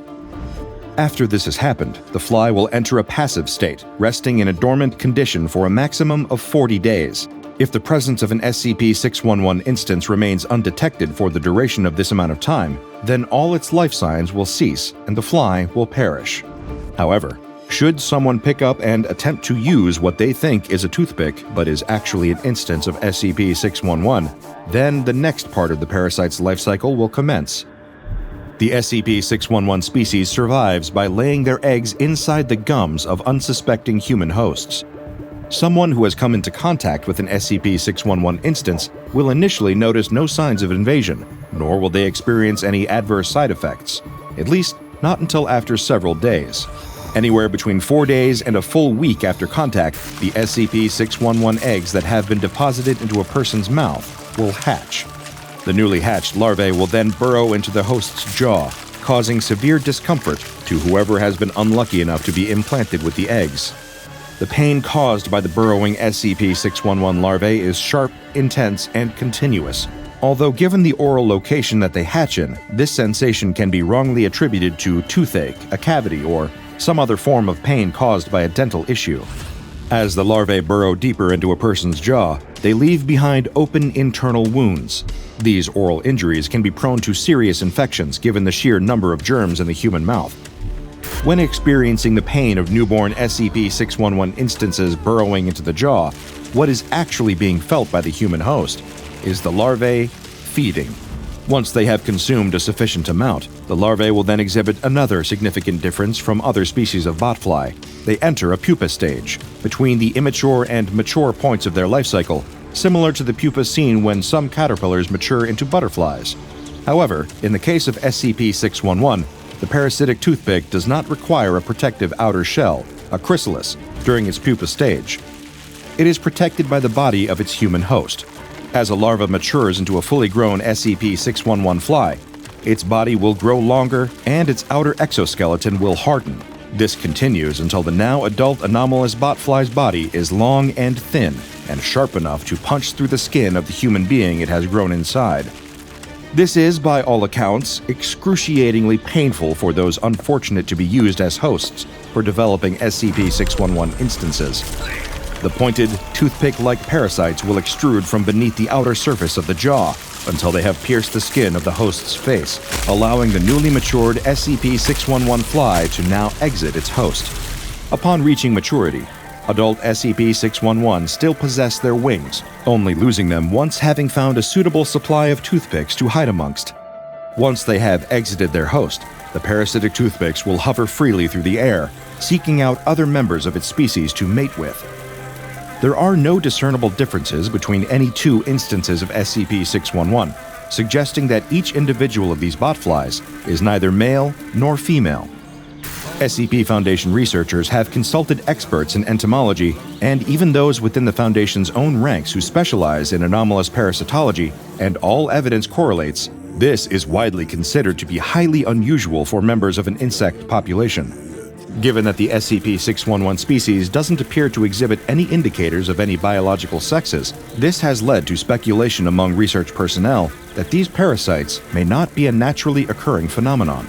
Further investigation proposals are still pending review and approval from the Ethics Committee and the O5 Council, with some Foundation staff seeking permission to look further into the origins of SCP-611. There has been growing concern that some person, group of interest, or other entity could be responsible for genetically engineering the parasitic toothpicks, or creating this botfly subspecies through some other anomalous means. It seems implausible that these parasites were able to adapt and evolve to perfectly imitate toothpicks, especially since humans have only used these in the previous few centuries. Many at the Foundation consider it to be highly suspect that an entire subspecies could develop in that short amount of time, unless there was some direct involvement by another party guiding the evolution of SCP-611. Further testing with SCP-611 is still required in order to determine whether their evolution occurred naturally or as the result of deliberate tampering or engineering. However, in the interim, this has done little to belay speculation among Foundation staff. The theories range wildly among different personnel. One states that SCP-611 could be the result of intentional, experimental crossbreeding between botflies performed by members of the Deer College, given their subdimensional locale and teaching of anomalous sciences. Others have posited that the parasitic toothpicks were developed by Prometheus Labs Incorporated, who have a long history of creating anomalies without the Foundation's knowledge or oversight. Regardless of who exactly created them, the mature instances of SCP-611 need to be successful in finding a partner in order for the species to survive. It only has a short time in which to achieve this, though, as the primary adult phase of their life cycle only lasts for a maximum of 72 hours in total, during which time they need to seek out another of their kind, then carry eggs to a suitable place to camouflage themselves. Anomalous entomology researchers at the Foundation have suggested that their rapid life cycle after leaving their human hosts might mean that there are a larger population of SCP-611 instances than initially thought. However, the location where their presence is thought to be more concentrated has been redacted from the SCP Foundation's files. The SCP Foundation first encountered the parasitic toothpicks at an undisclosed time post the year 2000. The exact location of the initial encounter with the anomalous botflies still remains classified, although it has been confirmed to have occurred somewhere in New Mexico. Whether this is the point of origin for SCP-611 is still widely debated, however. There are known to be other species of botflies documented in New Mexico, in particular, those that lay eggs in rabbits, but the presence of other botfly species that use human hosts for their larvae is unconfirmed. Before the Foundation arrived at the scene, a local dentist had been contacted by a group of tourists. They had only recently arrived in New Mexico, and all complained of suffering from severe tooth pain and intense stabbing sensations in their jaws. It is still unknown where these tourists had been prior to their arrival in New Mexico. However, given that they were all infected when they contacted the dentist, it stands to reason they were infected either on arrival to the state or just prior to traveling there. Discovering that each of the tourists was carrying parasite larvae, the horrified dentist quickly contacted the Centers for Disease Control. They were quick to ascertain that this infestation was far beyond even their expertise, prompting SCP agents embedded within the CDC to contact the Foundation. Stepping in to take control of the developing situation, the SCP Foundation was able to isolate the tourist group and offer them treatment. The SCP-611 larvae were removed before they could cause any permanent damage or fatal infections in the hosts. Through interviews with the tourists, Foundation agents were able to trace the outbreak of parasitic toothpicks to a local restaurant, which had been unwittingly playing host to SCP-611 instances for approximately a month. Every employee at the restaurant was rounded up and given Class A amnestics, before each of their patrons also received a visit from the Foundation. Those who had also been made into hosts for SCP-611 eggs or larvae were similarly treated and then given amnestics to forget their contact with the parasites. While the vast majority of larvae were removed before they were able to fully mature and leave their hosts, some had already caused extensive damage. Multiple deaths were recorded in the area, attributed to a subsequent SCP-611 infestation that had occurred. Ever since their discovery, SCP-611 instances have been kept securely contained by the SCP Foundation. In accordance with special containment procedures, any instances of SCP-611 are to be sealed within their enclosure at all times. In order to keep the parasites alive, the specimens are provided a single piece of rotting meat per week, as per their dietary requirements. Based on the findings of Foundation researchers, the parasitic toothpicks get the most sufficient nutrition from beef tongue that has been aged at room temperature for around 2 weeks. The enclosure is overseen and maintained by a single SCP Foundation technician that specializes in insect care. When performing any and all duties within the enclosure, technicians are required to wear a full biohazard suit at all times in order to prevent a potential SCP-611 infestation. The temperature of the enclosure is to be lowered to 10 degrees Celsius during routine maintenance, so as to lower the activity level of SCP-611 instances inside. Then, afterwards, when the technician has concluded their maintenance, their biohazard suits are to be thoroughly sterilized, and with good reason. One recorded failure to follow the SCP-611 containment procedures took place on an undisclosed date referred to as Incident 611-1. According to the Foundation incident report, this occurred when a technician's biohazard suit wasn't correctly sterilized following maintenance on the SCP-611 enclosure. Thanks to the lack of proper sterilization, 3 instances of SCP-611 were able to escape containment. Fortunately, 2 were found quickly afterwards, seemingly attempting to get back to the other specimens, as the 2 escaped SCP-611 instances were found tapping against the glass of the observation room that looks into the enclosure. Unfortunately, though, one of the parasitic toothpicks was able to make it to on-site Brick Room 13. There, it was able to find a supply of toothpicks to camouflage itself amongst, and was then picked up and used by an unsuspecting member of personnel shortly afterwards. This led to several eggs being implanted in the staff member's mouth, resulting in larvae burrowing into their jaw and eventually bursting out from beneath their skin. The new population of SCP-611 instances created by this infestation resulted in a redacted number of deaths and an even higher rate of severe mandible trauma. Several staff required urgent medical treatment for extreme facial fractures caused by the sudden exit of multiple matured SCP-611 flies. Those who survived their injuries would return to work at the Foundation, some still with the use of their jaws. Following Incident 611-1, the Foundation saw it prevalent to move the SCP-611 enclosure to a lower level of the facility the specimens were kept at. This placed them further away from any mess halls and break rooms, where they could potentially hide among toothpicks, ready to start another new infestation. As an additional measure to avoid any future accidental SCP-611 exposure to staff, no food products are permitted on the same level as the new location of the enclosure. Any personnel who suspect a possible containment breach, or they might have contracted any SCP-611 larvae, are to report to a Foundation-assigned dental examiner for an oral hygiene check and anti-parasitic treatment when needed. Check out the DrBob Patreon and become a junior researcher today. Now go and watch another entry from the files of DrBob, like SCP-2484, Parasitic Mayonnaise Worms.